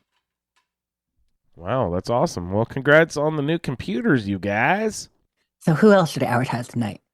Nobody. I'll just mention Fallout for Hope has been, going on, but it's the Christmas season now. It started for real for the holiday. This Thursday night, instead of Everything Camp on UWN, I'm going to be doing a Flip This Camp special. Gonna have some people join in and build camps in a little contest. But there's all kinds of things happening. I would just like to remind everyone that holiday season is fast approaching, so you can head on over to our site to get all of your favorite Fallout feed merchandise for everyone in your family who loves listening to 400 episodes of people talking about the game Fallout. Jess, please remind people where they can go to get a fancy t-shirt or any of the face masks or any of that fun stuff. You link it in the show notes usually, but it's optimistic.threadless.com. Yeah. Because as you know, I am tragically optimistic about Starfield release dates, about, patches and updates without bugs. Tragically optimistic is my motto. So the store is... You put any Starfield stuff in there yet? No, but see, the problem is all we really have for Starfield is a logo, and that's copyrighted, so I can't use that. Oh, right. Can't do something sort of similar and sort of fudge it a little. Starfield adjacent. Oh my gosh, I have a list of things I want to add. I haven't added anything in a year, so I have to add more. It's funny, Freighter dug out his... the Netgator and said this was great for shoveling in the snow the other day. Oh no. Yeah, I guess he would be shoveling already. Oh shit, Jess, you had 6 feet the other day. Yeah, well, I mean, I only had a foot, but yeah, part of the city did. It was bad. Bad, bad, bad. But that's all I got for tonight. There's probably somebody left on the planet I didn't shout out, but you know, Yeah, there's some company somewhere that there was only one company. sending her merchandise that she's got a shout out. I just thought they were great. Ray? They repack things well. They put in some free stickers. I loved them. Ray, did she send you your mug? Did you get your cut of the merchandise loot pile that she is raking in? She's holding on to it for me. Oh, she's very kind to do that. Very Yeah. nice. All right, hilarious. Do you guys have anything else you'd like to get into this evening? All good. Well, on Yep. that note, thank you guys so much for hanging out tonight. Had a real good time chatting about Fallout 1. We'll definitely get back into Junktown a little bit there. Sounds good. What do we have coming up? We got a feedback episode coming up next week. So anyone out there playing along? I know Jeff and Solior were both playing. If anyone else is playing along with us, please, we'd love to hear about your adventures, about what you did around Junktown. So send us in your 5-minute feedback to the falloutfeed@gmail.com. Love to hear from you. And yeah, that's what we're coming up with for next week. Well, I'm heading to the hub. Oh, you're going to the hub already? Attaboy. You've probably already been Yep. there 10 times, haven't you, Ray? For 4 or 5 different characters. No, not yet. You're not on alt number 7 yet, Ray? Come on. All right. Well, But that is where we're going next in 2 weeks. We'll be talking about our travels to the hub. absolutely. We'll meet you there. You can find him over there for all your No Man's Sky needs at BBCISSS for the Butcher, Baker, and Candlemaker and Space Show, and at Ray LB. Ray, thanks so much for hopping on. Good times. New episode just popped tonight. I saw that drop earlier tonight. Sounds good. Everyone go check out that show in your podcatcher. You can find her over there at You Wastelanders, also at Sleep Is 4T, and check out the Dames Who Game podcast. Jess, thanks so much for hopping on. Thanks. You can find the show at the Fallout Feed, and I am at Indie Android. I'd like to thank everyone for downloading this edition of the Fallout Feed, and we will see you in the Wasteland. Thank you for downloading this episode of the Fallout Feed Roundtable. If you are interested in doing a play-along character with us, the show can be contacted by emailing falloutroundtable@gmail.com. For the Roundtable schedule, our Amazon link, and all other show information, please head on over to asapodcasting.com, where you will find the Fallout Feed, a Skyrimatic podcast, our YouTube channel, the Chatterbox, as well as other content. Once again, thank you for downloading, and we'll see you in the Wasteland. Tonight, like my mouth, I was salivating extra. Like I felt like I had to keep swallowing. Do you like it deep and sloppy? Do you like it extra wet? I don't want it slipping and sliding and falling all over the place. Tunnel of love. A woman that you can pick up in the boneyard. Why I ate my mother. Do you want to come? And so I said, sure. It's called the Scum Pit. Stuff you. You can also give him some meat. I was wearing the leather jacket anyway, so he just jumped right in my lap. I walked in the back door, I came in the back door. wherever it fits.